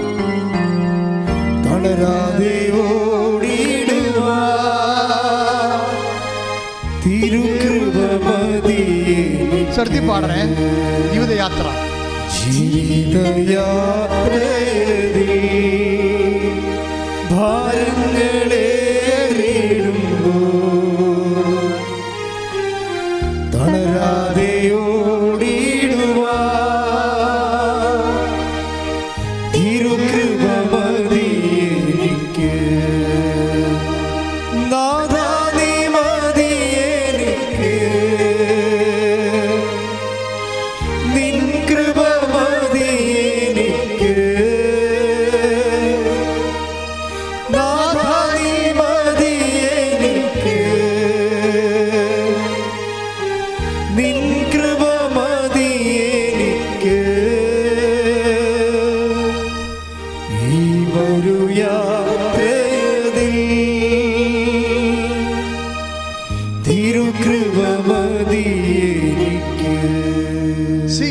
നമ്മൾ ഇവിടം വരെ എത്തിയില്ലേ? എങ്ങനെയാണ് ഹിന്ദിക്കാരന് ഈ പയ്യനെ കൊണ്ട് ഹിന്ദി കപ്പലിലേക്ക് കയറ്റിയത്? സാക്ഷ്യത്തിൽ. അതായത് നിങ്ങൾ അറിയാത്തപ്പം, അവനറിയത്തില്ലല്ലോ. 300 കിലോമീറ്റർ അകലെ ഈ കപ്പലിന് വേറൊരു കപ്പൽ കിടക്കുന്നുണ്ട്, അവിടെയാണ് ഇവൻ്റെ ചോറെന്നുള്ളത് ഇവനെ അറിയത്തില്ല. അതാണ് പറയുന്നത്, നിങ്ങൾ അറിയാത്തപ്പം എനിക്കുണ്ട് എന്ന് വെച്ച് കഴിഞ്ഞാൽ ഈ മന്നയെക്കുറിച്ച് പറഞ്ഞതും ഒന്ന് വായിച്ചേ. മന്ന വായിച്ചേ. ശ്രുതികട്ടെ. ഹല്ലേലൂയ ഹല്ലേലൂയ ഹല്ലേലൂയ ഹല്ലേലൂയ ഹല്ലേലൂയ. യേശുവേ നന്ദി. ഹല്ലേലൂയ ഹല്ലേലൂയ ഹല്ലേലൂയ ഹല്ലേലൂയ ഹല്ലേലൂയ. യേശുവേ ആരാധന ആരാധന ആരാധന ആരാധന ആരാധന ആരാധന. യേശുവേ ആരാധന ആരാധന. മരുഭൂമിയിലെ മന്ന ആരാധന. യേശുവേ ആരാധന. ആദ്യം വായിച്ചായിരുന്നു മരുഭൂമിയുടെ മീതെ മഞ്ഞ് പെയ്തു. നേരത്തെ വായിച്ച വചനം. ആരാധന ആരാധന യേശുവേ ആരാധന ആരാധന ആരാധന യേശുവേ ആരാധന. കരങ്ങൾ വീശി ഉയർന്നു പാടാം. ഹല്ലേലൂയ ഹല്ലേലൂയ ഹല്ലേലൂയ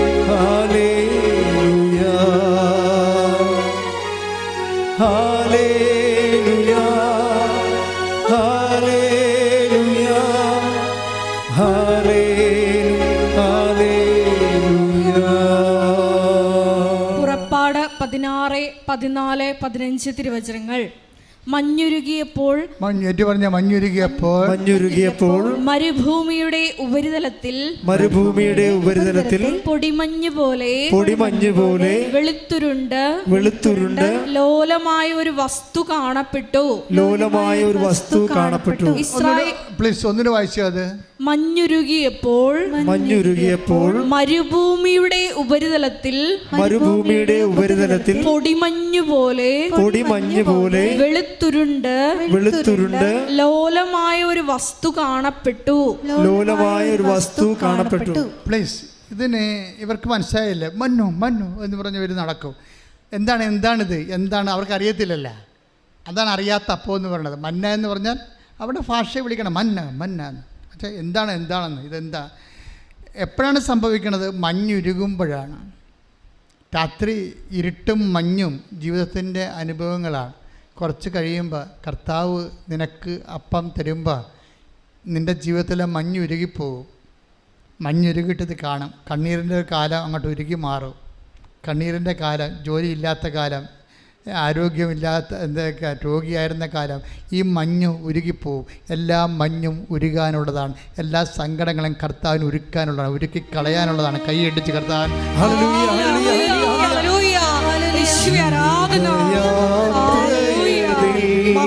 മഹത്വം ആരാധന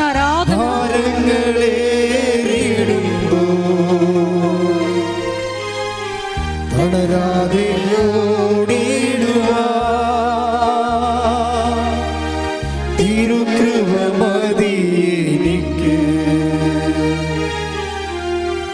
ജീവിതയാത്രയിൽ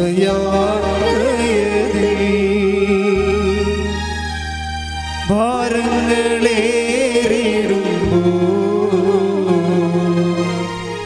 തളരാതെ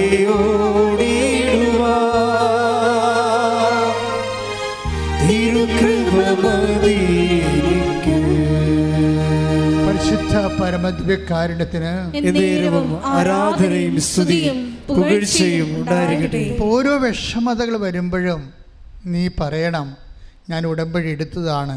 ഈ മഞ്ഞ് ഉരുകി മാറും. അപ്പോൾ കർത്താവ് എനിക്ക് വേണ്ടി വെച്ചിരിക്കുന്ന മന്ന, എൻ്റെ ആഹാരം ഞാൻ കണ്ടെത്തും. ഒന്ന് പറഞ്ഞേ, ഈ മഞ്ഞ് ഉരുകി മാറും. ഈ കർത്താവ് എനിക്ക് വേണ്ടി ഒരുക്കിയിരിക്കുന്ന അപ്പം ഞാൻ കണ്ടെത്തും. ശ്രുതികട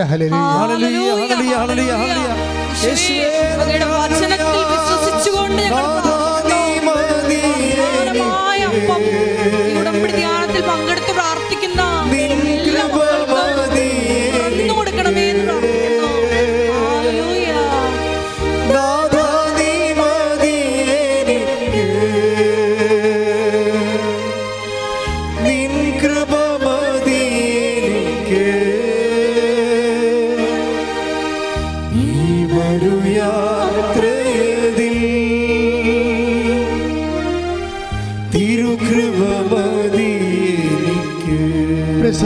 അപ്പോൾ ഉടമ്പടി എടുത്തിട്ടുള്ള എല്ലാവർക്കും ഒരു മഞ്ഞുരുക്കത്തിന് വേണ്ടി കാത്തിരിക്കാം.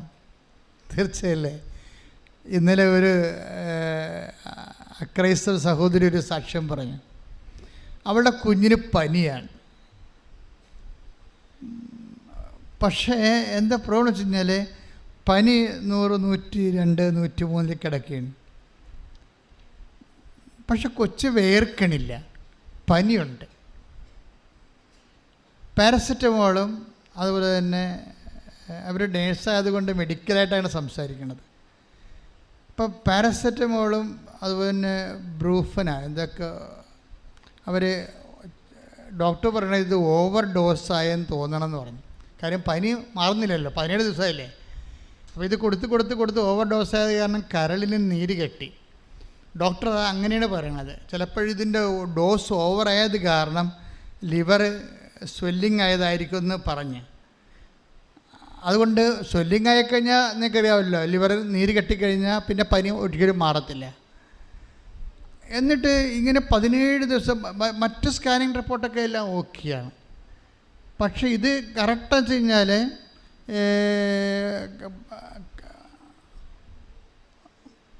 പ്രോട്ടീൻ ദഹിക്കാത്ത വിഷയങ്ങളുണ്ട് അതിനകത്ത്. പ്രോട്ടീൻ ദഹിക്കാത്ത അങ്ങനെ കുറേ പ്രശ്നങ്ങൾ അവർ പറയുന്നുണ്ടായിരുന്നു. അതിൻ്റെ എൻസൈം, അതിൻ്റെ ഇല്ലായ്മ, അത് കാരണം എൻസൈം ഇല്ലാത്തത് കൊണ്ട് അവർക്ക് എക്സ്ട്രാ എൻസൈം കൊടുക്കുന്നത്, ഇങ്ങനെ കുറേ സാക്ഷ്യങ്ങളൊക്കെ ഇന്നലെ നല്ലൊരു ദിവസമായിരുന്നു, ഇന്നലെ മെനയെന്ന് സാക്ഷ്യത്തിൻ്റെ. പക്ഷേ ഈ 17 ദിവസം പനി മാറാത്ത കുഞ്ഞിനെ സംബന്ധിച്ചിടത്തോളം അവന് ഉടമ്പടി എടുത്ത്, ആദ്യം അവർ ഓൺലൈൻ ഉടമ്പടിക്ക് എടുത്തത്. ഓൺലൈൻ ഉടമ്പടി എന്ന് വെച്ച് കഴിഞ്ഞാൽ അന്തർദേശീയ ആൾക്കാർക്ക് ഇവിടെ വന്ന് ഹൈ എമർജൻസി വന്ന് ഇവിടെ എത്താൻ പറ്റിയില്ലെങ്കിൽ ചെയ്യാൻ പറ്റുന്ന കാര്യങ്ങളാണ്. അമ്മ അത് ഹോണർ ചെയ്യുന്നുണ്ട് ശരിക്കും. പക്ഷേ ഇവർക്ക് ഇവിടെ എത്താൻ പറ്റുന്ന സമയത്ത് വന്ന് ഉടമ്പടി എടുത്തോളാമെന്ന് അമ്മയോട് പറഞ്ഞ് ഇവർ കൂട്ടുകാരത്തിൻ്റെ ഉടമ്പടി തൈലം വാങ്ങിച്ച് ആ കൂട്ടുകാരത്തിൽ കൊണ്ട് കൊടുത്തിട്ട് അത് കുഞ്ഞിനെ പെരട്ടും. കുഞ്ഞിനെ പെരട്ടി കഴിയുമ്പോൾ 17 ദിവസമായിട്ട് കുഞ്ഞ് പനിച്ച് കിടക്കുകയാണ്, വേർത്തിട്ടില്ല. ഇത് പെരുട്ടി 1/2 മണിക്കൂർ കഴിഞ്ഞപ്പോൾ തന്നെ കാര്യം സത്യം പറഞ്ഞാൽ കുഞ്ഞിൻ്റെ കൂടെ കിടന്ന് ഉറങ്ങിപ്പോയെങ്കിൽ 1 മണിക്കൂർ കഴിഞ്ഞപ്പോൾ അമ്മയ്ക്കൊരു ഉണർച്ച വന്ന്. ഉണർച്ച വെച്ചാൽ ഇങ്ങനെ ഈ പനിയോട് അമ്മയ്ക്ക് മാനസികമായിട്ട് ഐക്യപ്പെട്ടെന്ന് തോന്നണം. ഇത് മാറത്തില്ല എന്നുള്ള ഒരു മാനസികാവസ്ഥയെ. കാര്യം എപ്പോഴും കൈവച്ച് നോക്കണമല്ല. അപ്പോൾ ഒരിക്കലും 17 ദിവസമായിട്ട് ഇങ്ങനെ കൈവച്ച് നോക്കിയിട്ട് ഇന്ന് വരെ പനി മാറിയിട്ടില്ല, എപ്പോഴും ചൂടാണ്. അപ്പം അതുകൊണ്ട് ആ ഒരു സംഭവം തന്നെ അമ്മ ഈ കൈവച്ച് നോക്കണ ഏർപ്പാട് നിർത്തി. അവർ കിടന്ന് കൊച്ചിൻ്റെ കൂടെ ഉറങ്ങുകയാണ്. പക്ഷെ 1 മണിക്കൂർ കഴിഞ്ഞപ്പോൾ അവർക്ക് ഉണർച്ച വന്നപ്പോൾ അയ്യോ ഉടമ്പടി തൈലം തേച്ചതാണല്ല, ഒന്ന് നോക്കിയേക്കാന്ന് വെച്ചപ്പോൾ കൊച്ചു വെട്ടി വേർതിരിക്കണം. അതായത് അമ്മ ഇത് രണ്ടും കൽപ്പിച്ചിറങ്ങിയിരിക്കുകയാണ് സത്യമായിട്ടും. ഇത് കൃപാസന അമ്മ മാതാവിൻ്റെ പ്രത്യക്ഷീകരണത്തിൻ്റെ സാക്ഷ്യങ്ങളാണ് കേട്ടുകൊണ്ടിരിക്കുന്നത്. അമ്മയുടെ പ്രത്യക്ഷീകരണം സഭ ഏറ്റെടുക്കുന്നവരെ സാക്ഷ്യത്തിന് ഒരു പഞ്ഞുമില്ല, അത് എടുക്കണവരെ സമം പോകും. അതെന്താ അങ്ങനെ പറയാൻ കാരണം എന്താ പറയുക? കഴിഞ്ഞ ദിവസം ഒരു കോളേജ് പ്രൊഫസർ, മെനയെന്നൊരു കോളേജ് പ്രൊഫസർ, ചെറുപ്പക്കാരൻ ചുള്ളൻ, ഇവിടെ വന്ന് ഒരു സാക്ഷ്യം പറഞ്ഞു. എനിക്ക് ഭയങ്കര ഇഷ്ടപ്പെട്ടായിരുന്നു സാക്ഷ്യം എന്ന് വെച്ചാൽ അങ്ങേര് അമ്മയോട് പറഞ്ഞു, അമ്മേ കല്യാണം കഴിച്ചിട്ടില്ല, പണിയില്ലേ. നോക്കി ഉള്ളതുപോലെ പറയണം. ദൈവത്തോടൊക്കെ പറയണത് അങ്ങനെയാണ്, നമ്മുടെ സ്വന്തം പോലെ പറയണം. അതൊരു ദൈവസ്നേഹമാണ്, അതൊരു വിശ്വാസമാണ്. അല്ലാതെ നമ്മൾ ദൈവത്തോട് പറയുന്നത് സാങ്കേതികമായിട്ടൊന്നും പറയാം. അമ്മേ കല്യാണം കഴിച്ചിട്ടില്ല, പെണ്ണ് കിട്ടത്തില്ല ജോലിയില്ലെങ്കിൽ, അതാണ് പ്രശ്നം. ഉള്ളതുപോലെ. അപ്പോൾ ഉടനെ അവന് ഉടമ്പടി എടുത്ത് ഇവിടെ നിൽക്കുന്ന സമയത്ത് തന്നെ അവൻ്റെ മൊബൈലിൽ അമ്മ ഒരു ലിങ്ക് ഇട്ട് കൊടുത്തു. കോളേജിലേക്ക് ഇൻ്റർവ്യൂ വിളിച്ചേക്കണം. ഉടനെ ഇവിടെ തന്നെ നേരെ കോളേജ് ഇൻ്റർവ്യൂവിന് പോയി. ആ കളമശ്ശേരി സെൻറ്റ് പോൾസിൽ ചെന്നപ്പോൾ അവനെടുത്ത് അവിടെ പ്രൊഫസറുടെ എടുത്ത് ബിബോക്കിൽ പ്രൊഫസറായിട്ട് എടുത്ത്. അതൊരു പുതിയ കോഴ്സാണ്. അപ്പോൾ മാനേജർ പറഞ്ഞ് 8,000 രൂപയെ കിട്ടത്തുള്ളൂ കേട്ടോ, ഇതൊരു പുതിയ കോഴ്സാണ്, ഇത് സ്വയാശ്രയം മോഡലിൽ ചെയ്യുന്നതാണ്, കുട്ടികളിൽ നിന്ന് പിരിച്ചു വേണ്ടി നിങ്ങൾക്ക് കാശ് തരാമെന്ന് പറഞ്ഞു. അപ്പോൾ ആ ജോലിക്ക് കയറി. ഏതായാലും ജോലി കിട്ടിയ കയറണമല്ല, അവരുടെ മര്യാദയല്ലേ, ദൈവം തന്നതല്ലേ, ഇവിടെ വെച്ച് അമ്മയുടെ മണ്ണി വെച്ച് വന്ന വിളിയല്ലേ, അപ്പം അമ്മ കൊടുത്തായിരിക്കുമല്ല. അപ്പോൾ അതിൻ്റെ അകത്ത് 8,000 രൂപയ്ക്ക് അവന് പ്രശ്നമില്ല. എന്നിട്ട് അമ്മയുടെ പുറത്തിറങ്ങിയോ പറഞ്ഞു, ഞാൻ അമ്മ 1 കൊല്ലം നിൽക്കത്തുള്ളൂ കേട്ടാ. അതാണ് ഞാൻ 1 കൊല്ലം, എനിക്ക് 1 കൊല്ലം 8,000 രൂപ അമ്മ തന്ന ജോലി ആയതുകൊണ്ട് കയറണം, എനിക്കൊരു 40 രൂപയെങ്കിലും തരണം, അല്ലെങ്കിൽ എനിക്ക് ജോലി മുന്നോട്ട് കൊണ്ടുപോകാൻ പറ്റുകയില്ല. ഒരു 2 ആഴ്ച കഴിഞ്ഞപ്പോൾ മാനേജർ വിളിച്ച് ഈ ബിബോക്കുകാരെല്ലാവരെയും വിളിച്ച് പറഞ്ഞ് ഒരു എമൗണ്ട്, ഒരു ബൾക്ക് എമൗണ്ട് കേന്ദ്ര ഗവൺമെൻറ് നമുക്ക് തന്നിട്ടുണ്ട്, അതുകൊണ്ട് നിങ്ങളുടെ ശമ്പളം കൂട്ടുകയാണ് 43,000 രൂപയെന്ന്. എന്നെ നമ്മൾ എവിടെ ജീവിക്കണത് പോലും അറിയാൻ പറ്റില്ല. അതായത് ഒരു വ്യക്തിയുടെ സ്വകാര്യ വിഷയങ്ങൾ അതിൻ്റെ മുഴുവൻ വെയിറ്റിങ്ങിനെ തൂക്കിയെടുത്തിട്ട് ആനുപാതികമായിട്ടാണ് ഹെൽപ്പ് ചെയ്യണത്. ആ പ്രൊഫസർ അമ്മയുമായിട്ട് വളരെ കമ്പനിയാണ്, ഭയങ്കര അടുപ്പമാണ്. അപ്പോൾ രാത്രി കിടന്നപ്പോൾ ഒരു സ്വപ്നം കണ്ട്. സ്വപ്നം ഇതാണ്, കൃപാസന മാതാവിൻ്റെ യഥാർത്ഥ കൃപാസന, ഇത് വിമലഹൃദയമാണ്. സഭ കൃപാസന മാതാവ് എന്ന് പറയുന്നത് ക്ലോക്കാണ്. ഇവിടെ പ്രത്യക്ഷപ്പെട്ടത് സമയഘടികാരം നെഞ്ചിൽ ചാർത്തിയ ക്ലോക്ക്, അത് സഭ അംഗീകരിക്കാനാണ് ഈ പ്രത്യക്ഷീകരണ പ്രാർത്ഥന നമ്മൾ ചൊല്ലണത്. അംഗീകരിക്കണ വരെ നമ്മൾ ചെല്ലുകയും അതുവരെ അമ്മ അടയാളം കാണിച്ചുകൊണ്ടേയിരിക്കും. അപ്പോൾ അതാണ്. അപ്പോൾ ഈ പ്രൊഫസർ കിടന്നുറങ്ങിയപ്പോൾ വത്തിക്കാൻ്റെ പ്രധാന അൾത്താരയിൽ മുകളിൽ സമയഘടികാരം നെഞ്ചു ചാർത്തിയ കൃപാസന മാതാവ്, താഴെ മാർപ്പാപ്പ നിന്ന് കുർബാന അർപ്പിക്കുന്നത്. ഇത് ഒരു രാത്രിയിൽ ആ മനുഷ്യൻ കണ്ടൊരു സ്വപ്നമാണിത്. നമ്മൾ സ്വപ്നം കാണത്തില്ലേ? ഇപ്പോൾ കഴിഞ്ഞ ദിവസം ഒരു സ്വപ്നം, ഭർത്താവും ഭാര്യയും ഒരേ സ്വപ്നം കണ്ടിരിക്കുകയാണ്. അതെങ്ങനെയാണ് സാധിക്കണത്? ഭർത്താവും കിടന്നുറങ്ങണം, ഭാര്യയും കിടന്നുറങ്ങണം, ഇവർ രണ്ടുപേരും ഒരേ സ്വപ്നം കണ്ടിരിക്കണം. അപ്പോൾ ഇതിങ്ങനെ പാരലായിട്ട് ഇൻ്റർനെറ്റ് കണക്ഷൻ വെച്ചിരിക്കുകയാണ് ഇപ്പോൾ സ്വപ്നത്തിന്. നമുക്കിതൊന്നും വിശദീകരിക്കാൻ പറ്റണില്ല. ആ സാക്ഷി നിങ്ങളൊന്ന് കേട്ടേ, ഭർത്താവും ഭാര്യയും ഒരേ ദിവസം ഒരേ രാത്രി ഒരേ സമയം ഒരേ സ്വപ്നം കണ്ടിരിക്കണം. ഇതെന്ന് വെച്ച് കഴിഞ്ഞാൽ നമ്മുടെ കയ്യിൽ നിന്ന് അങ്ങോട്ട് വിട്ടുപോവുകയാണ്. ദൈവം കൽപ്പിച്ചു കൂട്ടി ഇറങ്ങി തൻ്റെ ജനങ്ങളുടെ കണ്ണുനീരൊപ്പുന്ന അതിശാസ്ത്രീയമായ ഒരു കാലം. ശ്രദ്ധിക്കട്ടെ.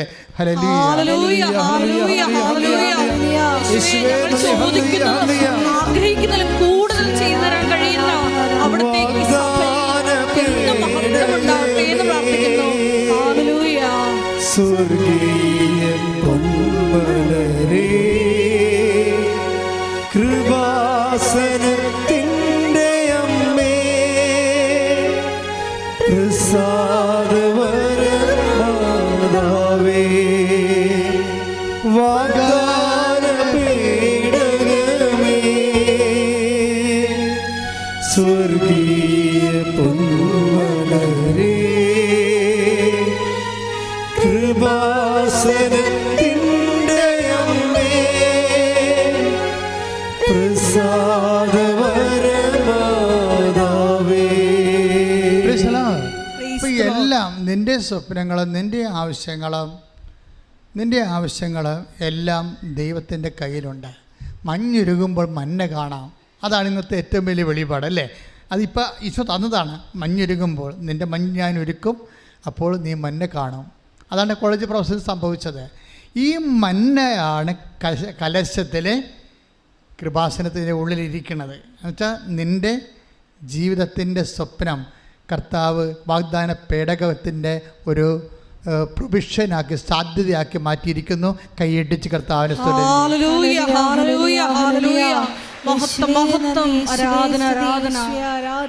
ഇനി രണ്ടാമത് സംഭവം ഉടമ്പടി പ്രകാരം വാഗ്ദാന പേടകത്തിലുണ്ട്. അതെന്താണെന്ന് നോക്കാം. അതെന്താണ്? അത് ഹെബ്രായർ 9:14 എടുത്ത് ശ്രദ്ധിക്കട്ടെ. ഹല്ലേലൂയ, ഹല്ലേലൂയ, ഹല്ലേലൂയ, ഹല്ലേലൂയ, ഹല്ലേലൂയ. മന്ന വെച്ചിരുന്ന സ്വർണ്ണ കലശവും അഹറോന്റെ തളിർത്ത വടിയും. രണ്ടാമത്തെ സംഭവം എന്താണ്? അഹറോന്റെ തളർത്ത വടി. അതെന്താ സംഭവിച്ചത്? അഹറോന്റെ തളർത്ത വടിയുടെ ഓൾഡ് ടെസ്റ്റമെന്റ് റെഫറൻസ് എടുത്ത് അഹറോന്റെ വടി എങ്ങനെയാണ് തളർത്തതെന്ന് കാണാം. ശ്രദ്ധിക്കട്ടെ. ഹല്ലേലൂയ, ഹല്ലേലൂയ, ഹല്ലേലൂയ. യേശുവേ നന്ദി. ഹല്ലേലൂയ, ഹല്ലേലൂയ, ഹല്ലേലൂയ. യേശുവേ ആരാധന, ആരാധന, ആരാധന, ആരാധന. ഹല്ലേലൂയ, ഹല്ലേലൂയ, ഹല്ലേലൂയ, ഹല്ലേലൂയ, ഹല്ലേലൂയ, ഹല്ലേലൂയ. സംഖ്യ 17:7-8 തിരുവചനങ്ങൾ. സംഖ്യ 17:7-8. സാക്ഷി കൂടാരത്തിൽ സാക്ഷി കൂടാരത്തിൽ കർത്താവിന്റെ മുമ്പിൽ മോശ വടികൾ വെച്ചു. പിറ്റേ ദിവസം മോശ സാക്ഷ്യ കൂടാരത്തിലേക്ക് ചെന്നു. ലേവി കുടുംബത്തിനു വേണ്ടിയുള്ള അഹറോന്റെ വടി മുള പൊട്ടി പൂത്ത് തളിർത്ത് ബദാം പഴങ്ങൾ കായ്ച്ചു നിന്നു. അഹറോന്റെ പൗരോഹിത്യത്തെ കുറിച്ച് സംശയം വന്നപ്പോഴേ മോസസിന്റെ ഭാര്യ കലാപക്കുഴ ഉയർത്തി, അഹറോൻ പുരോഹിതനല്ല, അയാളുടെ പോലെ കഴിവ് എനിക്കുണ്ട് എന്നും പറഞ്ഞുകൊണ്ട് അപ്പോൾ വനിതാ പൗരോഹിത്യത്തിന് വേണ്ടി മോസസിന്റെ ഭാര്യ കലാപക്കുഴ ഉയർത്തി. പക്ഷേ എന്താ പറഞ്ഞാൽ ആ കാലങ്ങളിൽ തന്നെ അഹ്റോന് കൊടുത്തിരുന്നത് വരവാണ്, പൗരോഹിത്യ വരമാണ്. അവൻ ലേവ്യ ഗോത്രത്തിലുള്ളതാണ്. അപ്പോൾ ആ വരം ദൈവം തിരിച്ചെടുത്തില്ല. അപ്പോൾ മോസസ് വൈഫിനെ തള്ളിക്കളയരുത്, കുടുംബകലഹം ഉണ്ടാവും, അല്ലേ? അമ്മായിയപ്പൻ ജത്രോയൊക്കെ കാല് വാരുകയാണെങ്കിൽ പിന്നെ പണിയായിരിക്കും. അപ്പോൾ അമ്മായിയപ്പനും ഒപ്പിക്കണം, വൈഫിനും ഒപ്പിക്കണം, മാനുഷികമായ കുറേ ഒപ്പിക്കലാണ്. വന്നപ്പോൾ മോസസ് ഉപ്പുപ്പം കടത്തിലായി. അയാൾ പറഞ്ഞു, ഞാനായിട്ട് മറുപടി പറഞ്ഞില്ല, അല്ലേ? ഞാൻ പറഞ്ഞ വാപ്പ ഉമ്മനെ തല്ലും അല്ലെങ്കിൽ പട്ടി കളച്ച ദിനമെന്ന് പറഞ്ഞാൽ ഉപ്പുപ്പം കളത്തിലായി. അപ്പോൾ മോശത്ത് പറഞ്ഞു, ഒരു ശരി, കർത്താവ് തീരുമാനിക്കട്ടെ. കർത്താവ് അല്ലെങ്കിൽ വേറെ എന്തിനാണ് അമ്മായിയപ്പൻ്റെ കൈ മേടിക്കണത്, വേറെ എന്തിനാണ് വൈഫിൻ്റെ വായിരിക്കണ കേൾക്കണത്? അതുകൊണ്ട് മോശത്ത് പറഞ്ഞു, കർത്താവേ ഈ വിഷയത്തിൽ ഇടപെടണം, ഇതെൻ്റെ കുടുംബ പ്രശ്നമാണ്. കാര്യം എൻ്റെ വൈഫ് മുറ്റാണ്, ഇടപെടത്ത് എനിക്കിതിനകത്തൊന്നും ചെയ്യാൻ പറ്റത്തില്ല. അഹ്റോയിന് പൗരോഹിത്യം നീയല്ലേ കൊടുത്തത്, അപ്പോൾ നീയാണ് കൊടുത്തതെങ്കിൽ നീ അത് തെളിയിക്കണമെന്ന് പറയും. അപ്പോൾ സാക്ഷ്യ കൂടാരത്തേക്ക് വിളിച്ചിട്ട് പറയും, മോശം പറഞ്ഞു, നീ കുറേ കരിഞ്ഞ വടിയെ കണ്ട് വെക്കാൻ പറഞ്ഞു. അപ്പോൾ ഉണങ്ങിയ വടിയൊക്കെ പെറുക്കി കൊണ്ടുവന്ന് 12 വടി വെച്ച്, എന്നിട്ട് രാവിലെ ഏത് വടിയാണ് തളർക്കണത് അതാണ് കർത്താവിൻ്റെ അടയാളം എന്ന് പറഞ്ഞപ്പോൾ അഹ്റോൻ്റെ ആ ഉണക്ക വടി കർത്താവ് തൊട്ട്, അത് പൂത്ത് ബദാം കായ്ച്ച് കിടന്ന് കൈയിട്ടിച്ച് കർത്താവ്. അപ്പോൾ ഈ അഹ്റോൻ്റെ ഉണങ്ങിയ കമ്പ് പല ഉടമ്പടി എടുക്കുമ്പോൾ സംഭവിക്കുന്ന പ്രതിഭാസം അതാണ്. പല ആൾക്കാരുടെ ഉണങ്ങിയ കമ്പ് ബദാം കായ്ക്കും. അതാണ് ഈ പച്ചത്തിരി എന്ന് പറയണത്. ഞാൻ ഉടമ്പടി പുസ്തകം എഴുതിക്കൊണ്ടിരിക്കുന്ന സമയത്ത് പച്ച എന്ന് പറയുന്നുണ്ടായിരുന്നു. ഞാൻ തൈക്കാട്ടുശ്ശേരി ഇരുന്നാണ് ഉടമ്പടി പുസ്തകം എഴുതിയത്, ആദ്യത്തെ ഉടമ്പടി പുസ്തകം എഴുതുന്നത്. അപ്പോഴമ്മ ഈ പച്ച എന്ന് പറയുന്നുണ്ട്, തിരി പച്ച. അയ്യോ, എനിക്ക് എൻ്റെ ബിഷപ്പിനോട് അത് എക്സ്പ്ലെയിൻ ചെയ്യാൻ ഭയങ്കര പാടായിരുന്നു. അതിൻ്റെ ഇംപ്ലിക്കേഷൻസ് ഒന്നും എനിക്ക് കിട്ടുന്നില്ലായിരുന്നു ഇതുപോലെ. അപ്പോൾ പിതാവ് പറഞ്ഞ്, ഇങ്ങനെ പച്ച നീരയൊക്കെ വെക്കേണ്ട കാര്യമുണ്ട്, വെള്ളത്തിരി കത്തിച്ചാൽ പോരെ. അപ്പോൾ ഞാൻ പറഞ്ഞു, വെള്ളത്തിരി പ്രാർത്ഥനയ്ക്ക് ആൾക്കാർ കത്തിക്കുന്നുണ്ടല്ലോ, ഉടമ്പടി തിരിവായിട്ട് അത് എങ്ങനെ തിരിച്ചെടുക്കാൻ പറ്റും? അപ്പോൾ അതും ഇതും തമ്മിൽ എന്താ വ്യത്യാസം? ഇതിന് ഉടമ്പടിയുടെ ഇംപ്ലിക്കേഷൻസാണ് ഉള്ളതെന്ന് പിതാവിനോട് ഞാൻ പറയുന്നു. പിതാവ് അപ്പം ഏറെക്കുറെ എന്നെ ഒരിക്കലും അറസ്റ്റ് ചെയ്തിട്ടില്ല പിതാവ്. അപ്പോൾ അത് പിതാവ് കണ്ടിന്യൂ എന്ന് പറഞ്ഞ രീതിയിൽ. അപ്പോഴെന്താ സംഭവിച്ചത്? പച്ച എന്ന് പറഞ്ഞാൽ എന്താണ്? ഉടമ്പടിയുടെ ഒരു വാഗ്ദാനത്തിൻ്റെ കളറാണ് പച്ച. ഈ കരിഞ്ഞ് കിടന്നിരിക്കുന്നത് നിങ്ങൾക്കറിയാമല്ലോ. ഒരു സാക്ഷി നിങ്ങൾ കേട്ടത് എന്താണ്? IVF. കഴിഞ്ഞ ആഴ്ചയിൽ ഞാൻ പറഞ്ഞു, IUF ആദ്യം എടുത്ത് ഉണ്ടാകണില്ല. പിന്നെ IVF എടുത്തു, കൊച്ചുങ്ങളുണ്ടാവണില്ല. പിന്നെ ഈ ശാസ്ത്രത്തിൽ എന്താ മാർഗം? ഒരു മാർഗവുമില്ല. പിന്നെ എന്താ മാർഗം? ഉടമ്പടി എടുത്തപ്പോൾ കുട്ടികളുണ്ടായി. അതെന്താണ്? ഉണക്കക്കമ്പ് ബദാം പോലെ കായ്ച്ചു കൈയിടിച്ച് കർത്താവിലല്ലേ. അപ്പം ഉണക്കക്കമ്പെന്ന് പറഞ്ഞാൽ അതാണ്. ഒരു ശാസ്ത്രത്തിന് പ്രത്യാശ പോയി അവിടെ. അത് ബേസിക്കായിട്ട് അത് ഉണങ്ങിയിരിക്കുകയാണ്. പക്ഷെ കർത്താവ് തൊട്ട് കഴിഞ്ഞാൽ കർത്താവ് എന്താ പറഞ്ഞത്? ഈ കല്ലിൽ നിന്ന് take the bed of God, ഈ കല്ലിൽ നിന്ന് അതൊരു എബ്രാഹത്തിൻ്റെ സന്ധി ജനിപ്പിക്കുവാൻ ദൈവത്തിന് കഴിയും. കൈയിടിച്ച് കർത്താവ്.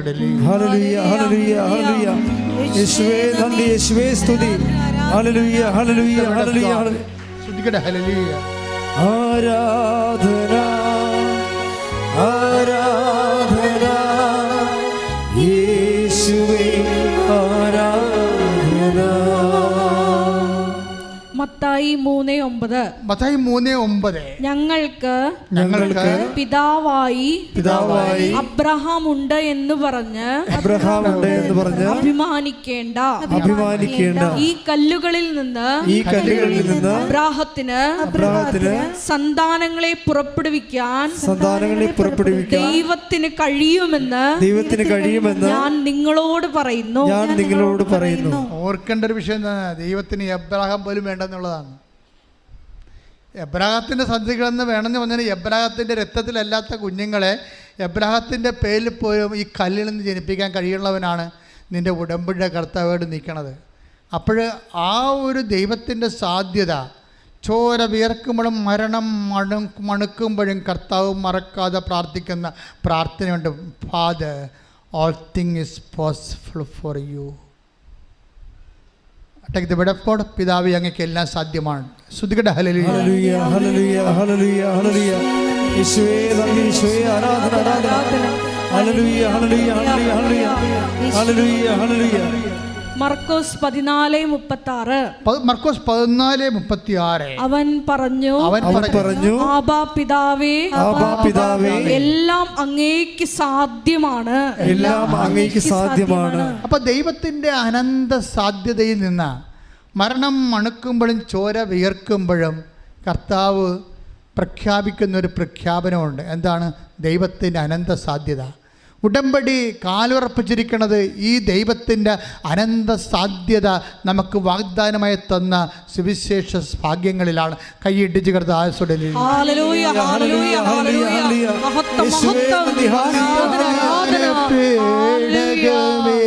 ശ്രദ്ധിക്കണല്ലേ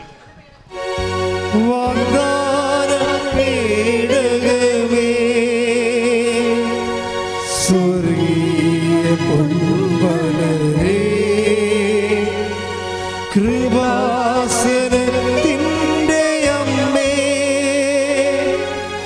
പ്രസാദവരമാതാവേ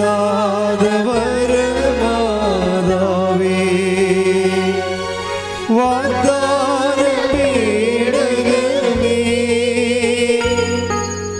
സ്വർഗീയ പൊൻമലരേ കൃപാസനത്തിൻ്റെ അമ്മേ പ്രസാദവരമാതാവേ.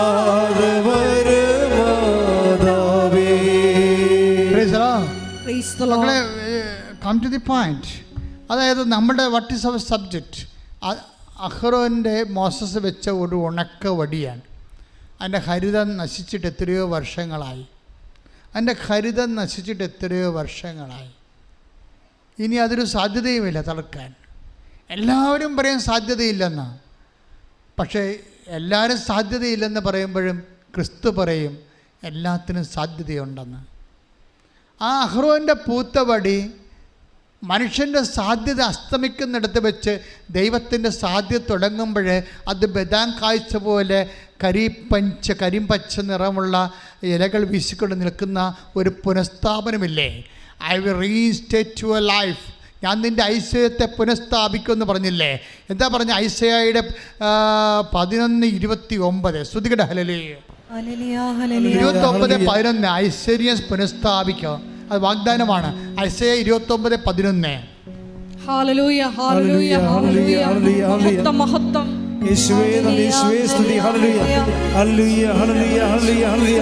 യേശുവേ ആരാധന ആരാധന ആരാധന. ഹല്ലേലൂയ ഹല്ലേലൂയ ഹല്ലേലൂയ. യേശുവേ സ്തുതി. ഹല്ലേലൂയ ഹല്ലേലൂയ ഹല്ലേലൂയ.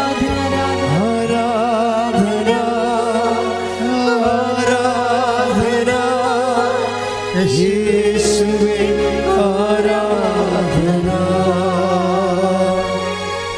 ആരാധന ആരാധന യേശുവേ ആരാധന.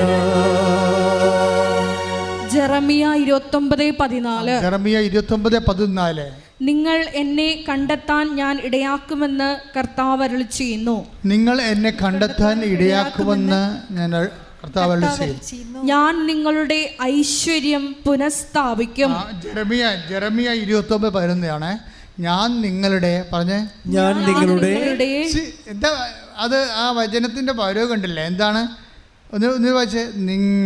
നിങ്ങൾ എന്നെ കണ്ടെത്താൻ ഞാൻ ഇടയാക്കും. അപ്പോഴേ ദൈവമാണ് ഇടയാക്കണത് അല്ലേ? ആര്? ദൈവത്തെ കണ്ടെത്താൻ വേണ്ടി നമ്മളെ സഹായിക്കുമെന്നായി പറയണത്. ദൈവത്തെ കണ്ടെത്താൻ വേണ്ടി ദൈവം നമ്മളെ സഹായിക്കും. എന്നെ കണ്ടെത്താൻ ഞങ്ങൾ ഇടയാക്കും. എന്തിനാണ് കണ്ടെത്തണത്? ഞാൻ നിങ്ങളുടെ ഐശ്വര്യം പുനഃസ്ഥാപിക്കും എന്ന് പറഞ്ഞ ഞാൻ നിങ്ങളുടെ ഐശ്വര്യം പുനഃസ്ഥാപിക്കും. അല്ലാതെ ദൈവത്തെ കണ്ടെത്തിയിട്ട് നിങ്ങളുടെ കണ്ണക്കുരുക്ക് നമുക്ക് കണ്ടെത്തരാനല്ലേ? ചിന്തിക്കണം. എന്നെ കണ്ടെത്താൻ ഞാൻ നിങ്ങളെ ഇടയാക്കും. എന്തിനാണ് ഇടയാക്കണത്? ഞാൻ നിങ്ങളുടെ ഐശ്വര്യം പുനഃസ്ഥാപിക്കും. അപ്പോൾ ദൈവം കൊടുത്ത ഐശ്വര്യമല്ലേ? നമ്മൾ കളഞ്ഞു കുളിച്ചതല്ലേ? അതല്ലേ? അപ്പോൾ അതിന് കുറ്റബോധം വന്ന് ഇരിക്കേണ്ട കാര്യമില്ല. അത് പുനഃസ്ഥാപിക്കാനുള്ള സാധ്യതയുണ്ട്. ഇപ്പോൾ വെള്ളമടിച്ചതാണ്, അല്ലെങ്കിൽ നിങ്ങൾ തോന്നിവാസം ജീവിച്ചതാണ്, ദൈവം തന്ന ഐശ്വര്യം നിങ്ങൾക്ക് പോയെന്ന് വിചാരിച്ചോ? മനസ്സിലായില്ലേ? ഐശ്വര്യം എന്താണെന്ന്? ഐശ്വര്യം ആര് തന്നതാണ്? ദൈവം തന്നതല്ലേ? ഇപ്പം നമ്മൾ കെയർലെസ്സായിട്ട് ലൈഫിലൂടെ ഐശ്വര്യം പോകും ചിലപ്പോൾ. ഓരോ കാര്യത്തിലൊക്കെ ഇപ്പോൾ തന്നെ ചിലർ, ഇപ്പോൾ കഴിഞ്ഞ ദിവസം ഒരു ലേഡി ഇവിടെ സാക്ഷ്യം പറഞ്ഞത്, ഒരു മലേഷ്യൻ ലേഡി ഇംഗ്ലീഷിൽ പറഞ്ഞില്ലേ ഒരു സാക്ഷ്യം, മലേഷ്യൻ ഇംഗ്ലീഷിലൊരു സാക്ഷ്യം പറഞ്ഞു. അവരെന്നാ പറഞ്ഞത്? അവരെന്തോ ഈ സാത്താൻ്റെ വർഷിപ്പ് പുസ്തകങ്ങളൊക്കെ, പിന്നെ ഹാരി പോട്ടറിൻ്റെ പുസ്തകങ്ങളൊക്കെ വായിച്ച് തലക്ക് പിടിച്ച് ഇപ്പോൾ ഒരു അച്ഛൻ പ്രസംഗിച്ചില്ലേ ഇന്നാളെ, നമ്മൾ യൂട്യൂബിലുണ്ട്, അച്ഛൻ്റെ പേരൊക്കെ നിങ്ങൾക്ക് അറിയാം. അപ്പോൾ അത് അദ്ദേഹത്തിൻ്റെ ഒരു കാലഘട്ടങ്ങളിൽ അദ്ദേഹം കാരണക്ക് ഗുണമില്ലാത്ത പുസ്തകങ്ങൾ വായിച്ച് ഭ്രാന്ത് പിടിച്ച് അവസാനം കർത്താവിനെ അറിഞ്ഞപ്പോൾ എല്ലാം കത്തിച്ച് കളഞ്ഞു. ഇതുപോലെ ഈ മലേഷ്യൻ ലേഡിക്ക് സംഭവിച്ചത് അതാണ്. അവരൊരു കാലത്ത് വഴിത്തിരിഞ്ഞ് പോയി ഹാരി പോട്ടറൊക്കെ വായിച്ച് പിന്നെ വേറെ മാജിക്കും ഒക്കെ വായിച്ച് മാന്ത്രികമായ ലോകത്ത് നിന്ന് വിശ്വാസം പോയി. വിശ്വാസത്തിൻ്റെ അപകട മേഖലയെ ചരിക്കാതിരിക്കാൻ നമ്മളെപ്പോഴും ശ്രദ്ധിക്കണം. വിശ്വാസം കൈമുതല പിന്നെ ഭയങ്കര പാടാണ് തിരിച്ചു പിടിക്കാൻ. ഇപ്പോൾ ഇവർ ക്രിസ്തുവിനെ അറിഞ്ഞു കഴിഞ്ഞപ്പോൾ അവരുടെ അമ്മ ഓൺലൈൻ ഉടമ്പടി എടുത്തത്, ഓൺലൈനോട് ലൈറ്റക്കാരൻ്റെ പേര് ക്രിസ്തുവിനോട് അമ്മ ചെയ്യണത് ഈ മകളെ സമർപ്പിച്ചുകൊണ്ട്. പിന്നെ മകൾക്ക് ഈ പുസ്തകങ്ങളുടെ വിപ്രതിപത്തിയായിട്ട് അവൾ തിരിച്ച് ദൈവത്തിലേക്ക് വരുന്ന അട്ടിപ്പൊളി ഇംഗ്ലീഷ് സാക്ഷ്യം. ഇത് കഴിഞ്ഞ ദിവസം പറഞ്ഞ മലേഷ്യൻ ഗേള് അവർ പറഞ്ഞിരിക്കണ പേര് ഞാൻ പറഞ്ഞു പോകാനാ, സോറി, ഞാൻ ഓർത്തില്ല പേര്, അതാണ് ഇപ്പോൾ ആ സാക്ഷ്യം കയറുമെന്ന് ഞാൻ ഓർത്തില്ല. അപ്പോൾ എന്നെ സംഭവിച്ചു കഴിഞ്ഞാൽ അവിടെ ആ സാക്ഷ്യങ്ങളിൽ വരണ വിഷയം ഒരു കാലത്ത് ദൈവം അവർക്ക് കൊടുത്ത ഐശ്വര്യമൊക്കെ അവർ ഇതുപോലെയുള്ള അലവലാതി സാത്താൻ പുസ്തകങ്ങളൊക്കെ വായിച്ചും. സാത്താൻ പുസ്തകം തന്നെ വായിക്കണമെന്ന് നിർബന്ധമില്ല. സാത്താൻ വർഷിപ്പുള്ള ആൾക്കാർ കൂട്ടുകാരായിട്ട് ഉണ്ടായാൽ മതി. സാത്താൻ വർഷിപ്പുള്ള ആൾക്കാർ കൂട്ടുകാരായിട്ട് ഉണ്ടായാൽ മതി. ക്രമേണ നിൻ്റെ വിശ്വാസം പോകും. കാരണം വിശ്വാസത്തിന് നല്ല വെയിൽ കിട്ടണം. വിശ്വാസത്തിനൊരു കുഴപ്പമുണ്ട്, വിശ്വാസത്തിന് നല്ല വെയിൽ കിട്ടണം.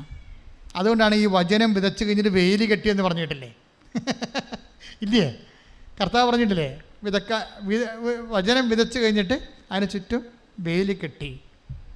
അപ്പോൾ വിശ്വാസത്തിന് എപ്പോഴും സംരക്ഷിക്കണമെങ്കിൽ നമ്മൾക്ക് അപകട മേഖലയിൽ നിന്ന് നമ്മൾ മാറണം. എപ്പോഴും സംസർഗത്തിൻ്റെ നമ്മുടെ കൂട്ടുകാരെ, നമ്മളോട് ഇടപഴകുന്നവർ, അതുപോലെ തന്നെ അവരിൽ നിന്നൊക്കെ അവർ സംസാരിച്ചാൽ നമ്മൾ സംസാരിക്കാൻ നിൽക്കരുത്, ഇൻട്രാക്ഷൻ ഒന്നും പോകരുത്. കാര്യം വിശ്വാസം നിലനിർത്തുക, സംരക്ഷിക്കുക, അതിന് വില കൊടുക്കുകയൊക്കെ വിശ്വാസിയുടെ അവകാശവുമാണ്, ഉത്തരവാദിത്വമാണ്. പക്ഷെ അങ്ങനെ ഒരു വിഷയം വന്ന് ഐശ്വര്യം പോയി. പക്ഷെ ഇൻ കേസ് നിൻ്റെ ഒരു കൂട്ടുകെട്ടിലൂടെയോ അല്ലെങ്കിൽ നിൻ്റെ തന്നെ വഴിപിഴച്ച ജീവിത രീതി കൊണ്ടോ നിൻ്റെ ഐശ്വര്യം പോയാൽ എന്നേക്കുമായിട്ട് പോകുമെന്ന് ദൈവപൈതലെ നീ കരുതി വിഷമിക്കരുത്. കർത്താവ് എന്താ പറഞ്ഞത്? I will reinstate you in your own soil. എസെക്കിയേലിൻ്റെ 36 Take the word of God 37:14. ശ്രദ്ധിക്കട്ടെ. ഹല്ലേലൂയ ഹല്ലേലൂയ ഹല്ലേലൂയ ഹല്ലേലൂയ ഹല്ലേലൂയ യേശുവേ നന്ദി. ഹല്ലേലൂയ ഹല്ലേലൂയ ഹല്ലേലൂയ. എസെക്കിയേൽ 37:14. ശ്രദ്ധിക്കട്ടെ. ഹല്ലേലൂയ ഹല്ലേലൂയ ഹല്ലേലൂയ ഹല്ലേലൂയ ഹല്ലേലൂയ ഹല്ലേലൂയ. എസെക്കിയേൽ 37:14. എൻ്റെ ആത്മാവിനെ ഞാൻ നിങ്ങളിൽ നിവേശിപ്പിക്കും. എന്ന് പറഞ്ഞേ, എൻ്റെ ആത്മാവിനെ ഞാൻ നിങ്ങളിൽ നിവേശിപ്പിക്കും. നിങ്ങൾ ജീവിക്കും. ഞാൻ നിങ്ങളെ നിങ്ങളുടെ സ്വന്തം ദേശത്ത് വസിപ്പിക്കും. അപ്പൊ സ്വന്തം ദേശത്തേക്ക്, കണ്ടവന്റെ ദേശത്ത് അടിമയായി ജീവിക്കരുന്ന്. അതാണ് ഈ പറയണത്. നിങ്ങൾ സ്വന്തം ദേശത്ത് വസിപ്പിക്കുമെന്ന് പറഞ്ഞാൽ നിങ്ങൾ കണ്ടവന്റെ ദേശത്ത്, സാത്താൻ്റെ ദേശത്ത് അടിമയായിട്ട് ജീവിക്കരുന്ന്. അപ്പം നിങ്ങൾ അടിമയായിട്ടാണ് ഇന്ന് ജീവിക്കണമെന്നുണ്ടെങ്കിൽ ഐ വിൽ റീസെറ്റിൽ യു എന്നാണ് പറയണത്. റീസെറ്റിലിങ് എന്ന് പറയണത് ഉടമ്പടിയുടെ വാഗ്ദാന പ്രകാരമാണ്.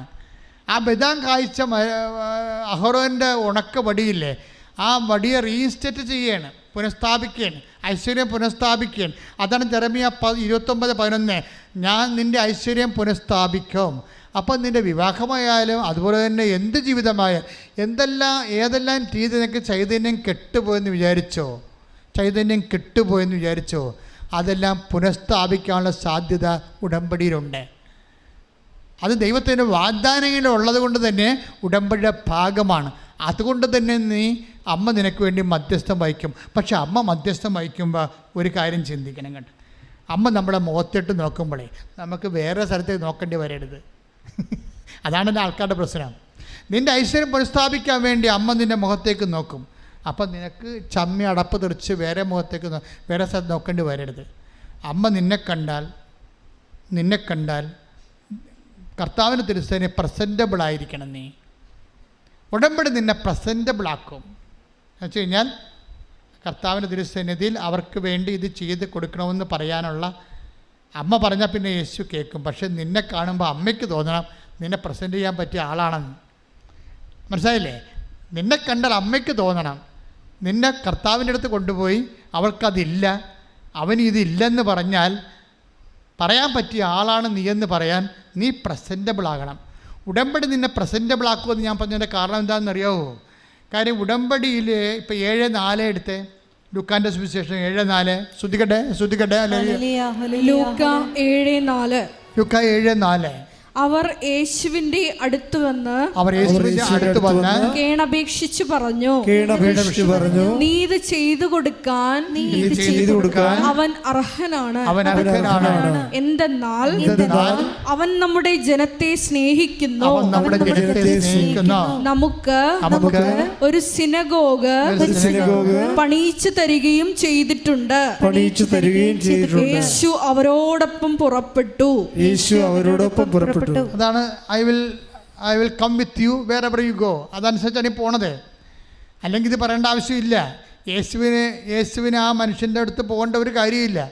ഇവിടെ നിന്ന് പറഞ്ഞാൽ മതി, സുഖം പ്രാപിക്കട്ടെ എന്ന് പറഞ്ഞാൽ മതി, സുഖം പ്രാപിക്കും. പക്ഷെ പോണ യേശു അവനോട് പുറപ്പെട്ടെന്ന് പറഞ്ഞാൽ പണ്ട് നൽകിയ ഒരു വാഗ്ദാനത്തോട് ദൈവം കാണിക്കുന്ന വിശ്വസ്തതയാണ്.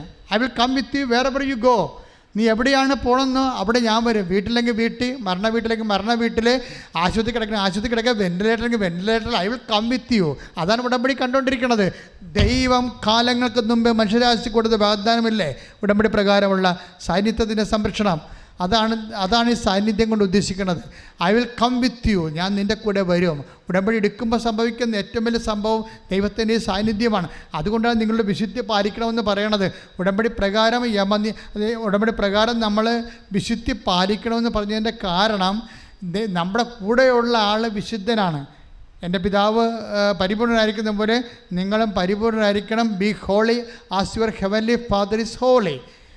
ഇതെല്ലാം ബൈബിളിൻ്റെ വരികൾക്കിടയിൽ വായിക്കുമ്പോഴും നിഴലായിട്ട് നോക്കുമ്പോഴും കാണുന്ന വിശുദ്ധി ഉടമ്പടിയുടെ പ്രധാനപ്പെട്ട ഒരു ഭാഗമായതുകൊണ്ടാണ് വിശുദ്ധീകരണ പ്രക്രിയ ആവശ്യത്തിന് ഉടമ്പടിയിലുള്ളത്.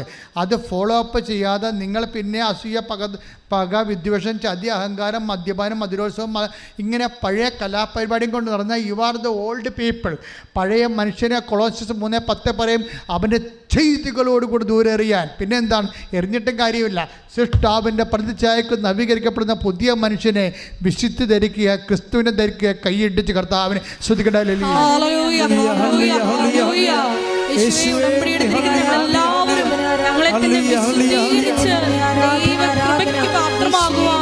ആരാധനയിലൂടെ ഞങ്ങളെ അഭിഷേകം ചെയ്യണമേ.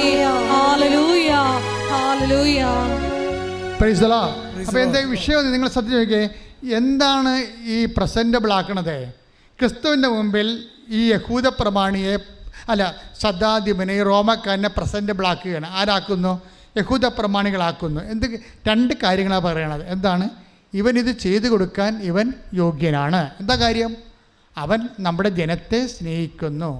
അതെന്താണ്? അത് കൽപ്പനയുടെ ഒരു ഭാഗമാണ്. എല്ലാത്തിനും ഉപരി ദൈവത്തെ സ്നേഹിക്കാൻ, നിന്നെപ്പോലെ തന്നെ നിൻ്റെ അയൽക്കാരനെ സ്നേഹിക്കുക. അതെ, ജനത്തെ സ്നേഹിക്കുന്നു. രണ്ടാമത്തെ എന്താണ്? നമുക്കൊരു സിനഗോഗും പണിത് തന്നിട്ടുണ്ട് എന്ന് പറഞ്ഞാൽ എന്താണ്? ദൈവത്തെ സ്നേഹിക്കുന്നു. അതിലെ സംഭവം. അപ്പോൾ ഇവൻ ഇത് ചെയ്ത് കൊടുക്കുക. ഇപ്പം അമ്മ മാതാവിൻ്റെ മാധ്യസ്ഥത്തിൽ നിൻ്റെ കാര്യം, ഇപ്പം നീ IELTS എഴുതി 7 പ്രാവശ്യം തോറ്റ പാർട്ടിയാകാം. ചിലപ്പോൾ 4 സ്ഥലത്ത്, ഇപ്പോൾ ഒരു ദിവസം ഒരു അപ്പച്ചനെ കാണിച്ച് 7 സ്ഥലത്തും ജപ്തിയാണ്. 7 സ്ഥലത്തും ജപ്തിയായ അപ്പച്ചനെ കാണുമ്പോൾ അമ്മയുടെ ഞാൻ കൊണ്ടുവന്ന് കൊടുക്കും. അറിയാമോ? നിങ്ങൾക്കറിയാമല്ലോ, എനിക്ക് എപ്പോഴും രേഖ വേണം എന്ന് പറഞ്ഞാൽ എന്തിനാണെന്ന് അറിയാമോ? നമ്മൾ അച്ഛൻ്റെ അടുത്ത് നിങ്ങൾ വരുമ്പോൾ രേഖയാണ് ഞാൻ കൊടുക്കുന്നത് അമ്മയുടെ അടുത്ത്. അപ്പോൾ അമ്മയ്ക്ക് തോന്നണം ഈ 7 സ്ഥലത്തും ജപ്തിയുള്ള ആൾക്ക് ഇത് ചെയ്ത് കൊടുക്കാൻ അവൻ അർഹനാണെന്ന് തോന്നണമെങ്കിൽ എന്ത് ചെയ്യണം? അവൻ ജനത്തെ സ്നേഹിക്കണം, മനുഷ്യനെ സ്നേഹിക്കണം. അതുകൊണ്ടാണ് ഞാൻ നിങ്ങളോട് പറയണത്, രോഗികളെ പോയി കാണണം, ആശുപത്രി സന്ദർശിക്കണം, മനുഷ്യനെ സ്നേഹിക്കണം, വസ്ത്രമില്ലാത്തവർക്ക് വസ്ത്രം കൊടുക്കണം, അതുപോലെ തന്നെ ഭക്ഷണമില്ലാത്തവർക്ക് ഭക്ഷണം കൊടുക്കണം, മനുഷ്യനെ സ്നേഹിക്കണം. പിന്നെ എന്താണ്? അവൻ നമുക്കൊരു സിനഗോഗ് പണിത് തന്നിട്ടുണ്ട്. ദൈവത്തെ സ്നേഹിക്കണം. ദൈവത്തെ സ്നേഹിക്കാൻ വേണ്ടിയാണ് കർത്താവിനെ അറിയാത്തത് അറിയിക്കുന്നത്, അറിഞ്ഞവരെ ആഴപ്പെടുത്തുന്നത്, സുവിശേഷ വേല ചെയ്യണത്, കൃപാസനം പത്രം മേടിച്ച് കൊടുക്കണത്, യൂട്യൂബ് സബ്സ്ക്രൈബ് ചെയ്യണത്, യൂട്യൂബ് ഷെയർ ചെയ്യണത്, എല്ലാം ദൈവത്തെ സ്നേഹമാണ്. മനസ്സിലായില്ലേ? അപ്പോഴേ ഇത് നിങ്ങളുടെ കപ്പാസിറ്റി കൂട്ടുകയാണ്. നിങ്ങളിതൊന്നും ചെയ്യത്തില്ല, വെറുതെ ഒരു ചെടുത്തി പ്രത്യക്ഷിക്കുന്ന പ്രാർത്ഥനയും ചൊല്ലിക്കൊണ്ടിരിക്കുകയാണ്. വല്ല കഥയുണ്ടാകും. അവരെ എങ്ങനെ പ്രസൻറ്റ് ചെയ്യും മാതാവ്? നിങ്ങളെപ്പോഴും മനസ്സിലാക്കേണ്ടത്, അതായത് ഒരു പണിയും ചെയ്യാതെ പ്രത്യക്ഷീകരണ പ്രാർത്ഥന മാത്രം ചൊല്ലിക്കൊണ്ടിരിക്കുന്നവരെ നിങ്ങൾ ആദ്യം ചിന്തിക്കേണ്ടത് മാതാവിൻ്റെ കാല് പൊങ്ങാതിരിക്കാൻ നോക്കിയേക്കണം. കാര്യം മാതാവ് ഈ സർപ്പത്തിൻ്റെ തലയിട്ട് ചവിട്ടുന്ന കാലോട് നിൻ്റെ തലയിട്ട് ചവിട്ടാൻ ഇടവരുത്തരുത്. എന്തിനാണ്? നീ മര്യാദക്ക് ആദ്യം നീ പ്രസൻറ്റബിൾ ആക്കണം ദൈവത്തിൻ്റെ തിരുസന്നിധിയിൽ. അമ്മയ്ക്ക് പറയാൻ കഴിയണം, ഇവൾ അല്ലെങ്കിൽ ഇവന് ചെയ്തു കൊടുക്കാൻ കർത്താവേ ഈശോ ഇവൻ യോഗ്യനാണ്, ഇവൾ യോഗ്യനാണ്. എന്താണ്? ദൈവത്തെ സ്നേഹിക്കുന്നു. ദൈവത്തെ സ്നേഹിക്കുന്ന ഭാഗമായിട്ട് അവൾ ദൈവത്തിൻ്റെ വേല ചെയ്യുന്നുണ്ട്. ചമ്മലില്ലാതെ ചളിപ്പില്ലാതെ കൃപാസന പത്രം കൊണ്ടുനടന്ന് കൊടുക്കും. ആ സാക്ഷ്യം കാണുന്നവരൊക്കെ ദൈവത്തെ സ്നേഹിച്ച് തിരിച്ചു വരും, അല്ലേ? അതാണ് പ്രേക്ഷിത ബല. ദൈവത്തെ സ്നേഹിക്കുന്നതാണത്. അല്ല കൃപാസന പത്രം കൊടുക്കണം അല്ല വിഷയം. ദൈവത്തെ സ്നേഹിക്കുന്നു. ആ സാക്ഷ്യം കേൾക്കുമ്പോൾ തന്നെ ആൾക്കാർ വരും. അപ്പോൾ 2 വീട്ടിൽ കൊണ്ട് ചെല്ലുമ്പോൾ പറയും, ഓ ഇത് ഞങ്ങൾക്ക് കിട്ടിയതാണ്, ഇത് കഴിഞ്ഞ ആഴ്ചത്തല്ല ഞങ്ങൾക്ക് കിട്ടിയതാണ്. അപ്പോൾ പിന്നെ എന്ത് ചെയ്യും? പിന്നെ തിരിച്ച് വീട്ടിൽ പോകും. അങ്ങനെയല്ല, 2 വീട്ടിൽ പോകുന്ന എടുത്തില്ലല്ലേ, ഇനി 3ാമത്തെ വീട്ടിൽ ചെല്ലാൻ ചമ്മലാണ്. ഈ ആൾക്കാർ എന്തിനാണ് ഇത്രയും കഷ്ടപ്പെടുന്ന ഉടമ്പടി ചെയ്യണത്? അതാണ് പ്രശ്നം. അപ്പം നിങ്ങളുടെ വയറ്റിപ്പഴപ്പ് നടക്കുകയും ചെയ്യണം, ദൈവത്തിനിട്ട് പണി കൊടുക്കുകയും ചെയ്യണം. എൻ്റെ അമ്മേ, ഇങ്ങനെ കുറേ എണ്ണം ഉടമ്പെടുക്കുന്നവർക്ക്. അപ്പോൾ എപ്പം നമ്മൾ ശ്രദ്ധിക്കേണ്ട ഇതാണ്, നിങ്ങൾ പ്രസൻറ്റബിൾ ആകണം ദൈവത്തിൻ്റെ സന്നിധിയിൽ. നിങ്ങളെ കാണുമ്പോൾ മാതാവിന് പറയണം അവൾ ദൈവത്തെ സ്നേഹിക്കുന്നുണ്ട്. എന്താണ് അമ്മയുടെ ജോലി? എന്താണ്? ക്രിസ്തുവിനെ അറിയിക്കുകയും അറിഞ്ഞവരെ ആഴപ്പെടുത്തുകയും ചെയ്യുന്നതാണ്. ക്രിസ്തുവിനെ പിതാവിനെ വാങ്ങിക്കുകയും വയറ്റിനിട്ട് വളർത്തുകയും തെറ്റ് വീട്ടിൽ നിർത്തി വളർത്തുകയും കുരിശോടുകൂടി വന്ന് അവസാനം ലോകത്തിന് പരിഹാര ബലിയെ ഏൽപ്പിക്കുകയും ചെയ്ത ഒരു കൈമാറ്റമുണ്ട്, ക്രിസ്തു കൈമാറ്റം. അതാണ് മെരിയൻ ഇവാഞ്ചലിസേഷൻ എന്ന് പറയുന്നത്. ആ ക്രിസ്തു കൈമാറ്റമാണ് നമ്മൾ യൂട്യൂബിലൂടെ ചെയ്യണത്, ഷെയർ ചെയ്തുകൊണ്ട്. ആ ക്രിസ്തു കൈമാറ്റമാണ് നമ്മൾ പത്രം കൈമാറിക്കൊണ്ട് വിശ്വാസ കൈമാറ്റം ചെയ്യണത്. ആ ക്രിസ്തു കൈമാറ്റമാണ് മൗത്ത് നമ്മൾ ചെയ്യണത്. കാണുമ്പോൾ എന്തെങ്കിലും പ്രശ്നങ്ങൾ ആരെങ്കിലും പറഞ്ഞാൽ ഉടനെ പറയും നിങ്ങൾ ഉടമ്പടി എടുക്കാൻ ആൾക്കാർ പറയും. അങ്ങനെയാണ് ആൾക്കാർ ഉടമ്പടി എടുക്കുന്നത്. അതാണ് ദൈവത്തെ സ്നേഹിക്കുമെന്ന് പറയണത്. ഉടമ്പടിയുടെ പ്രധാനപ്പെട്ട കാര്യമാണ്. പിന്നെ എന്താണ്? ഇവൻ നമ്മുടെ ജനത്തെ സ്നേഹിക്കുന്നു എന്നല്ലേ പറയണത്, മനുഷ്യനെ സ്നേഹിക്കുന്നു. മനുഷ്യനെ സ്നേഹിക്കാനാണ് ഈശോ പറഞ്ഞത്, ഞാൻ ചെയ്തതുപോലെ അത് അവൻ പറയണ പോലെ ചെയ്യുക. ഞാൻ രോഗിയായിരുന്നു, നിങ്ങളെന്നെ സന്ദർശിച്ചു. രോഗികളെ പോയി കാണണം, സന്ദർശിക്കണം, ഭക്ഷണം കൊടുക്കണം, നഗ്നനെ ഉടുപ്പിക്കണം, വസ്ത്രം കൊടുക്കണം, അറിവില്ലാത്തവർക്ക് അറിവ് കൊടുക്കണം, മനുഷ്യനെ സ്നേഹിക്കണം. ഈ 2 കാര്യം ഉടമ്പടിയിൽ 20% പ്രേയറും അതേസമയം തന്നെ 40% പ്രേക്ഷിത പ്രവർത്തനവും ദൈവത്തെ സ്നേഹിക്കുന്നതും 40% മനുഷ്യനെ സ്നേഹിക്കുന്നതാണ് ഉടമ്പടി. അതാണ് എല്ലാത്തിനേക്കുള്ള ദൈവത്തെ സ്നേഹിക്കുക, തന്നെപ്രതി അയൽക്കാരനെ സ്നേഹിക്കുക. കൽപ്പനകളുടെ സാരസംഗ്രഹമാണെങ്കിലും അതിൻ്റെ കൃത്യമായ പ്രായോഗിക പദ്ധതിയാണ് ഉടമ്പടി. അതുകൊണ്ടാണ് ഉടമ്പടി സത്യമായി ചെയ്യുന്ന ആൾക്കാർക്ക് ഉടമ്പടി ഈ 6 അല്ല 60 കാര്യങ്ങളുടെ മേലും ദൈവം ഹല്ലേലൂയ പറയുന്നതിൻ്റെ കാരണം അതാണ്. അപ്പം അങ്ങനെ ഈ ധ്യാനം കഴിയുമ്പോൾ നിങ്ങൾ സത്യസന്ധമായിട്ട് ദൈവതിരുസന്നിധിയെ അമ്മ മാതാവിൻ്റെ മുമ്പിൽ നിങ്ങൾ ഈശ്വരൻ്റെ മുമ്പിൽ അവതരിപ്പിക്കാൻ പറ്റുന്ന വലിയൊരു സാക്ഷിയായി ദൈവം മാറാൻ നിങ്ങളെ ദൈവം അനുഗ്രഹിക്കട്ടെ. സ്തുതിക്കട്ടെ. ഹല്ലേലൂയ.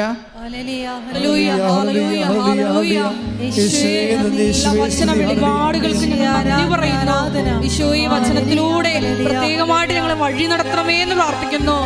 ഓരോരുത്തരെയും വിശേഷ സാക്ഷികളായി മഹത്വം മഹത്വം ആരാധന ആരാധന. എല്ലാവരും എഴുന്നേൽക്കുക. രോഗസൗഖ്യ പ്രാർത്ഥന.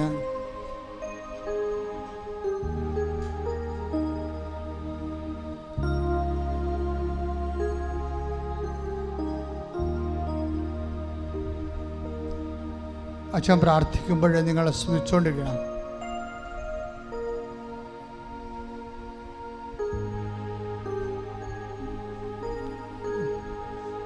കർത്താവേ, നിന്റെ വിശുദ്ധ പൗരോഹിത്യത്തെ മഹത്വപ്പെടുത്തണമേ.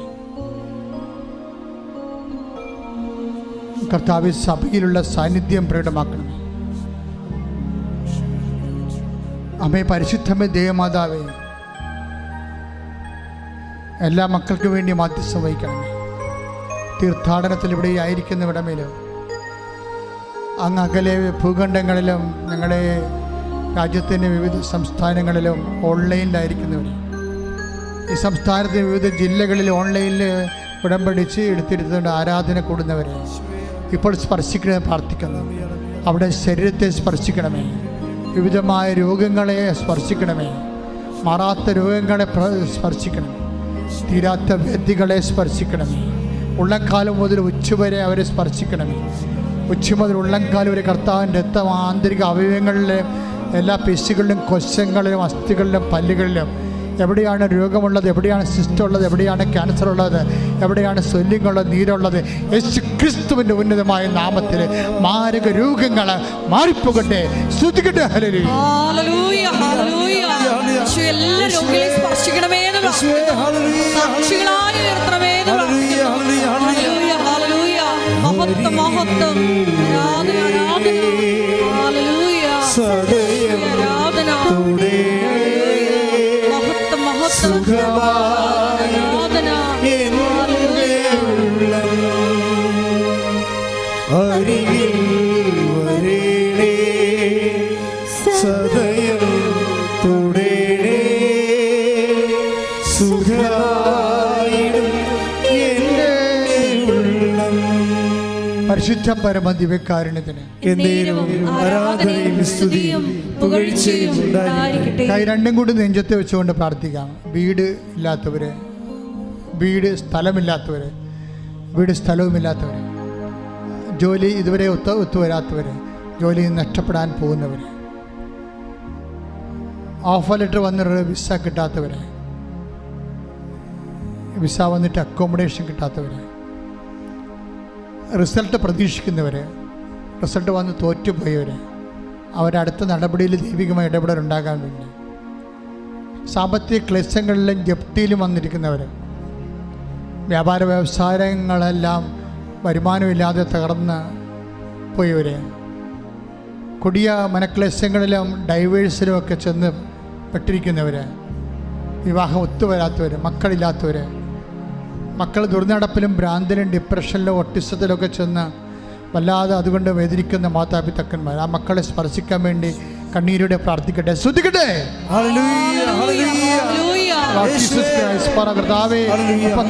അർപ്പിച്ച കൃപാന്റെ യോഗ്യതയാൽ കൃപാസ്ഥാരെ ജീവനോടെ പ്രത്യക്ഷപ്പെട്ട പരിശുദ്ധ അമ്മയുടെ മാധ്യസ്ഥത്തിൽ നടത്തി അൾത്താരെ നടന്ന 10,000കണക്കിന് ആരാധന ശക്തിയാൽ പിതാവിന്റെയും പുത്രന്റെയും പരിശുദ്ധ നാമത്തിൽ മാരക രോഗങ്ങൾ, തീരാവേദകൾ, ജീവിത ദുരിതങ്ങൾ യേശു ക്രിസ്തുവിന്റെ നാമത്തിൽ മാറിപ്പോകട്ടെ. ഹല്ലേലൂയ. ഹല്ലേലൂയ. ഹല്ലേലൂയ. യേശുവേ ആരാധന. മഹത്വം മഹത്വം. ആരാധന ആരാധന. ഹല്ലേലൂയ. സദയം തുടേണേ സുഖമായിടും എൻ്റെ ഉള്ളം. അരികിൽ വരേണേ സദയം തുടേണേ സുഖമായിടും എൻ്റെ ഉള്ളം. വിശ്വാസത്തോടെ കൈ നെഞ്ചത്ത് വെച്ചുകൊണ്ട് സ്തുതിച്ചുകൊണ്ട് പ്രാർത്ഥിക്കണം.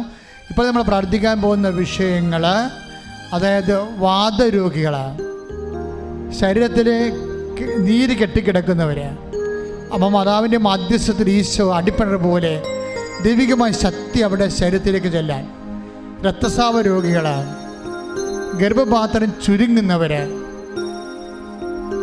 കുടലുകൾ ചുരുങ്ങുന്നവർ, കിഡ്നി ചുരുങ്ങുന്നവർ, കരൾ ചുരുങ്ങുന്നവർ, ശ്വാസകോശം ചുരുങ്ങുന്നവർ, തലച്ചോറ് ചുരുങ്ങുന്നവർ, അവിടെ മേലെല്ലാം കർത്താവിൻ്റെ രക്തം നിറയാൻ വേണ്ടി ശ്രദ്ധിക്കട്ടെ. അതെല്ലാം വികസിച്ച് സ്വാഭാവികമായി ഐശ്വര്യം, അതിൻ്റെ ഐശ്വര്യങ്ങൾ പുനഃസ്ഥാപിക്കാൻ വേണ്ടി പ്രാർത്ഥിക്കുന്ന കർത്താവേ, നിന്റെ വിശുദ്ധ പൗരോഹിത്യത്തെ മഹത്വപ്പെടുത്തണമേ. കർത്താവേ, സഭയിലുള്ള സാന്നിധ്യം പ്രകടമാക്കണമേ. 36 വർഷം ഞാൻ അർപ്പിച്ച കൃപാനയുടെ യോഗ്യത, കൃപാസനത്താറെ ജീവനോടെ പ്രത്യക്ഷപ്പെട്ട പരിശുദ്ധ അമ്മയുടെ മധ്യസ്ഥതയിൽ ഈ അൾത്താരെ നടന്ന 10,000കണക്കിന് ആരാധന ശക്തിയാൽ മാരക തടസ്സങ്ങൾ, ജീവിത ദുരിതങ്ങൾ, രോഗങ്ങൾ മാറിപ്പോകട്ടെ. ഹല്ലേലൂയ. ഹല്ലേലൂയ. ഹല്ലേലൂയ. മഹത്വം മഹത്വം. ആരാധന ആരാധന. സദയം തുടേണേ സുഖമായിടും എൻ്റെ ഉള്ളം.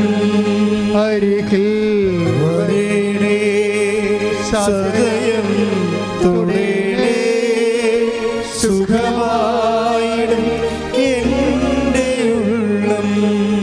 പരിശുദ്ധ പരമ ദിവ്യകാരുണ്യത്തിന് ആരാധനയും സ്തുതിയും പുകഴ്ചയും ഉണ്ടായിരിക്കട്ടെ. പരിശുദ്ധ പരമ ദിവ്യകാരുണ്യത്തിന് ആരാധനയും സ്തുതിയും പുകഴ്ചയും ഉണ്ടായിരിക്കട്ടെ. വീണ്ടും നെഞ്ചത്ത് കൈവച്ച് പ്രാർത്ഥിക്കുക. പ്രാർത്ഥിക്കാൻ പോകുന്ന വിഷയങ്ങൾ, നിയമപരമായ കാര്യങ്ങൾ തടസ്സമുള്ളവരെ, നല്ലൊരു വിധി ആഗ്രഹിക്കുന്നവരുണ്ട്. കോടതിയിൽ നിന്നൊരു ന്യായമായ വിധി ആഗ്രഹിക്കുന്നവരുണ്ട്. സർട്ടിഫിക്കറ്റുകൾ വിത്ത് ഹെൽഡായി പോയവരുണ്ട്. യൂണിവേഴ്സിറ്റിയിലായാലും മറ്റു സ്ഥലങ്ങളായാലും ചിലപ്പോൾ സർട്ടിഫിക്കറ്റുകൾ കാണാതെ പോയവരുണ്ട്.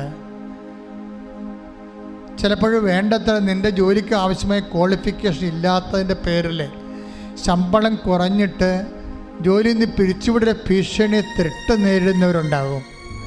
ചിലപ്പോൾ വിസ അല്ലെങ്കിൽ പാസ്പോർട്ട് അന്യൻ്റെ കയ്യിൽ അകപ്പെട്ടിട്ട് നിനക്ക് ജോലി എടുക്കാൻ പറ്റാത്തതും ജോലി ചേഞ്ച് ചെയ്യാൻ പറ്റാത്ത അവസ്ഥ ഉണ്ടാകും. ചിലപ്പോൾ നീ ചെന്ന രാജ്യങ്ങളിൽ നിനക്ക് ജോലി കിട്ടാനുള്ള സാധ്യത കുറഞ്ഞു വന്ന പുതിയ നിയമങ്ങളോ എന്തെങ്കിലും ഉണ്ടാകും. ഇതുപോലെ സാങ്കേതിക തകരാറ് കാരണം ജീവിതം മുരടിച്ചു പോയവരുടെ മേൽ കർത്താവെ കണ്ണീരോടെ പ്രാർത്ഥിക്കുന്നു. കർത്താവെ, ഞങ്ങളുടെ യോഗ്യതയല്ല കർത്താവെ, നിൻ്റെ പീഡാനുഭവത്തിൻ്റെ യോഗ്യതയാൽ 36 വർഷം ഞാൻ അർപ്പിച്ച കുർബാനയുടെ യോഗ്യതയാൽ ഈ അത്താറയിൽ നടന്ന 10,000-കണക്കിന് ആരാധശക്തിയാൽ അതിനേക്കാൾ ഉപരി അമ്മയുടെ പ്രത്യക്ഷയുടെ ശക്തിയാൽ എല്ലാ സാങ്കേതിക തടസ്സങ്ങളും യേശുവിൻ്റെ നാമത്തിലെ മാറിപ്പോകട്ടെ.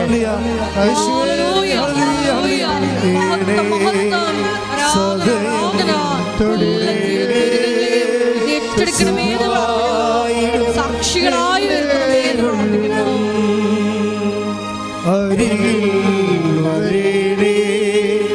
സദയം തൊടേടേ സുഖമായിടും എൻ്റെ ഉള്ളം. മരുന്ന് കഴിച്ചിട്ട് മാറാത്ത രോഗങ്ങൾ, ഈ രോഗത്തിനും ഇത്രയും മരുന്നുള്ളൂ എന്ന് ഡോക്ടർ തന്നെ പറഞ്ഞിരിക്കുന്ന അവസ്ഥകൾ നീ അമ്മയുടെ മുമ്പിൽ സമർപ്പിക്കുക.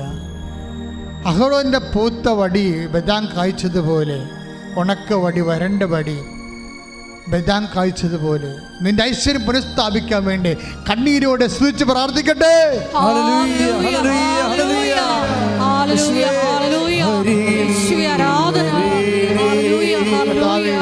കർത്താവേ, യെരമ്യ 29:11 പ്രാർത്ഥിക്കുന്നു. എല്ലാ മക്കളെയും കർത്താവേ ഐശ്വര്യം പുനഃസ്ഥാപിക്കണമേ, വാഗ്ദാന പ്രകാരം ഐശ്വര്യം പുനഃസ്ഥാപിക്കണമേ. എസെക്കിയേൽ 37:14 പ്രാർത്ഥിക്കുന്നു. അവരുടെ പഴയ ഐശ്വര്യങ്ങൾക്ക് അവരെ തിരികെ കൊണ്ടുവരണമേ കർത്താവേ. സകല വാഗ്ദാനങ്ങളും എബ്രാഹത്ത് കർത്താവേ മത്തായി 3:9 പ്രാർത്ഥിക്കുന്നു. ഈ കല്ലിന്റെ എബ്രാഹത്തിന് സന്ധി ജനിപ്പിക്കാൻ കഴിവുള്ള കർത്താവേ, ഞങ്ങൾക്ക് ആസ്തിയായും മെരിട്ടില്ല കർത്താവേ. കല്ല് പോലെയുള്ള ജീവിതമാണ് കർത്താവേ, ഒരു സാധ്യതയുമില്ലാത്ത ജീവിതമാണ് കർത്താവേ. ഓ കർത്താവേ, അവിടെ അങ്ങനെ വാഗ്ദാന പ്രകാരം ഞങ്ങളുടെ കല്ല് പോലെയുള്ള മെരിട്ടില്ലാത്ത യോഗ്യതയില്ലാത്ത അവസ്ഥ അല്ല കർത്താവേ. എഫേസ്യർ 2:8 പ്രാർത്ഥിക്കുന്നു. അങ്ങയുടെ യോഗ്യതയാൽ, അങ്ങ് നേടിയെടുത്ത വിശുദ്ധ രക്തത്തിന്റെ യോഗ്യതയാൽ മാരക രോഗങ്ങള്, ജീവിത ദുരിതങ്ങള്, സ്ഥിര തടസ്സങ്ങള് യേശുവിന്റെ നാമത്തില് മാറിപ്പോകട്ടെ.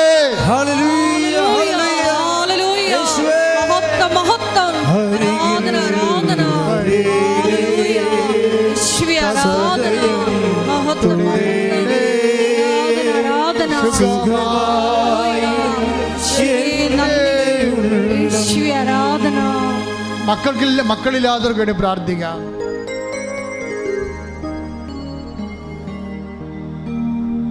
അതുപോലെ അഡ്മിഷന് വേണ്ടി ഈ മാസം മുഴുവനും അഡ്മിഷന് വേണ്ടി അലയുന്ന മാസങ്ങളാണ്. അഡ്മിഷന് വേണ്ടിയോ എല്ലാം നിങ്ങളെ ഫോർമാറ്റുകൾ കറക്റ്റായിട്ട് ആപ്ലിക്കേഷൻ പുട്ടപ്പ് ചെയ്യാൻ വേണ്ടി പ്രാർത്ഥിക്കാം. ഈ മാസം നിങ്ങൾ യൂണിവേഴ്സിറ്റികളിലേക്കും കോളേജുകളിലേക്കും സ്കൂളിലേക്കും കൊടുക്കുന്ന മുഴുവൻ അഡ്മിഷൻസ്, മുഴുവൻ ആപ്ലിക്കേഷൻസ് മുഴുവനും സമർപ്പിച്ചുകൊണ്ട് പ്രാർത്ഥിക്കും. വിദേശ രാജ്യങ്ങളിലേക്ക് യൂണിവേഴ്സിറ്റികളിലേക്കും ജോലിക്ക് വേണ്ടി അപേക്ഷിക്കുന്ന എല്ലാ ആപ്ലിക്കേഷൻസും, സിസ്റ്റത്തിലേക്ക് കയറുന്ന മുഴുവൻ ആപ്ലിക്കേഷൻസ് കർത്താവേ ഇപ്പോൾ സ്പർശിക്കണമെന്ന് പ്രാർത്ഥിക്കുന്നു. അപമാതാവിൻ്റെ മാധ്യസ്ഥത്തിൽ കണ്ണുനീരോടെ പ്രാർത്ഥിക്കുന്നു. യേശുവിൻ്റെ രക്തം ഓരോ ആപ്ലിക്കേഷനിലേക്ക് വിടട്ടെ. അത് ഞങ്ങളുടെ യോഗ്യതയല്ല, നിൻ്റെ പീഡാനുഭവത്തിൻ്റെ യോഗ്യതയാൽ എല്ലാ ആപ്ലിക്കേഷനും ഞങ്ങൾ ആഗ്രഹിക്കുന്ന പോലെ ഐശ്വര്യം പുനഃസ്ഥാപിക്കാൻ വേണ്ടി മാത്രം ദൈവത്തിൻ്റെ വാഗ്ദാന പ്രകാരം നിറവേറാൻ ദൈവത്തിൻ്റെ കരുണ പ്രവർത്തിക്കട്ടെ.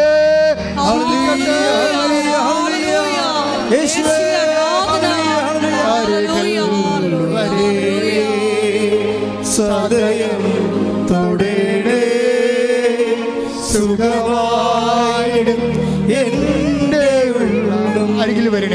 അരികിൽ വരേണേ, സദയം തൊടേണേ, സുഖമായിടും എൻ്റെ ഉള്ളം. കുട്ടിയെ നിൽക്കുക. എൻ്റെ മക്കളെ, എന്തെങ്കിലും കാര്യം അച്ഛൻ വിട്ടുപോയിട്ടുണ്ടെങ്കിൽ പരിശുദ്ധ അമ്മയുടെ മാധ്യസ്ഥത്തിൽ സമ്പൂർണ്ണ വിശ്വാസത്തോടെ ഈ ആരാധന സമയം ഈശോയ്ക്ക് ഏൽപ്പിക്കുക. അതിന് സാക്ഷ്യം പറഞ്ഞോളാമെന്ന് മുൻകൂർ പറഞ്ഞോ. ചെവിക്ക് സിസ്റ്റമുള്ളവരെ, ചെവി വല്ലാണ്ട് പഴുത്ത കേടായി പോകുന്ന സ്വരം കേൾക്കാത്തവരെയൊക്കെ കർത്താവ് സ്പർശിച്ച സന്ദേശമുണ്ട്. വലത് കരത്തിന് സ്വാധീനമില്ലാത്ത വ്യക്തിക്ക് മുട്ടിൻ്റെ സ്വാധീനം ആണ് ആദ്യം നഷ്ടപ്പെട്ടത്, അത് തിരികെ കിട്ടുന്ന സന്ദേശമുണ്ട്. ചെറിയ വർക്ക്ഷോപ്പുകൾ അടഞ്ഞു പോയിരിക്കുന്നത്, കൈപ്പണി ചെയ്തുകൊണ്ട് ജീവിതം നടത്തിക്കൊണ്ടിരുന്നതാണ് മരത്തിൻ്റെ ജോലിയൊക്കെ, അതിൽ ആശീർവദിക്കുന്ന മെസ്സേജുണ്ട്. ഈ മെസ്സേജ് വരുമ്പോൾ നിങ്ങൾ ശ്രദ്ധിക്കേണ്ട വിഷയം എന്ന് വെച്ച് കഴിഞ്ഞാൽ, ഇത് ബോർഡറിലുള്ള മെസ്സേജാണ്, കർണാടക ബോർഡർ വരെയുള്ള മെസ്സേജാണ്. അവിടെയൊക്കെ ഇങ്ങനെ സ്ഥാപനങ്ങൾ അടഞ്ഞു കിടക്കുന്നു. അവിടെ നിങ്ങൾ നാട്ടിലേക്ക് പോന്നിരിക്കുന്നു. അത് വിൽക്കാനും പറ്റണില്ല, ജോലി ചെയ്യാനും പറ്റണില്ല. അങ്ങനെ വിൽക്കാനും പറ്റണില്ല, ജോലി ചെയ്യാനും പറ്റണില്ല. അങ്ങനെയുള്ള സ്ഥലം അതുപോലെ തന്നെ മറ്റു രാജ്യങ്ങളിലോ മറ്റു സംസ്ഥാനങ്ങളിലോ ഉണ്ടെങ്കിൽ അവരിപ്പോഴും ഓർക്കുക, കർത്താവ് അതിനെ സ്പർശിക്കുന്ന സമയമാണ്. ആ സ്ഥലം വിൽക്കാനും ആ വീട് വിൽക്കാനും, അല്ലെങ്കിൽ നിങ്ങൾക്ക് താല്പര്യമുണ്ടെങ്കിൽ അത് വീണ്ടും പുനഃസ്ഥാപിച്ചുകൊണ്ട് ജോലി ചെയ്ത് ലാഭം ഉണ്ടാക്കാനും ഒക്കെ എല്ലാം കർത്താവ് നിങ്ങളെ അനുഗ്രഹിക്കുന്ന സന്ദേശമുണ്ട്. ശ്രദ്ധിക്കട്ടെ. ജീവിതം പുനഃസ്ഥാപിക്കുന്നതിനെ ഓർത്ത് നന്ദി പറയുന്നു. ഐശ്വര്യം പുനഃസ്ഥാപിക്കുന്നതിനെ ഓർത്ത് നന്ദി പറയുന്നു. ഹല്ലേലൂയ. അരികിൽ വരേണേ, സദയം തൊടേണേ, സുഖമായിടും എൻ്റെ ഉള്ളം.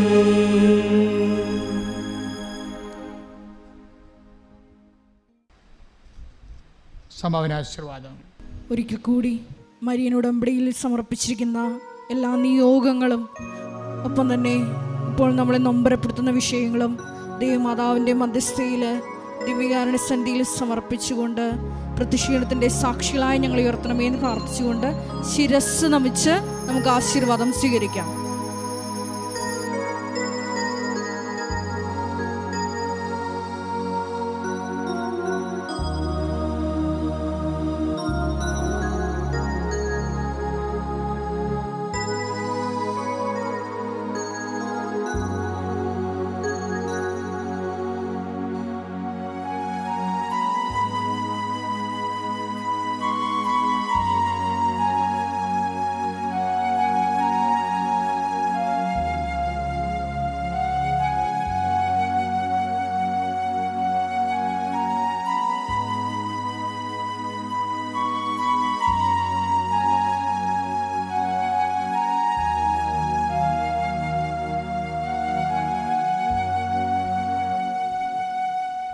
പരിശുദ്ധ പരമമാ ദിവ്യകാരുണ്യമേ,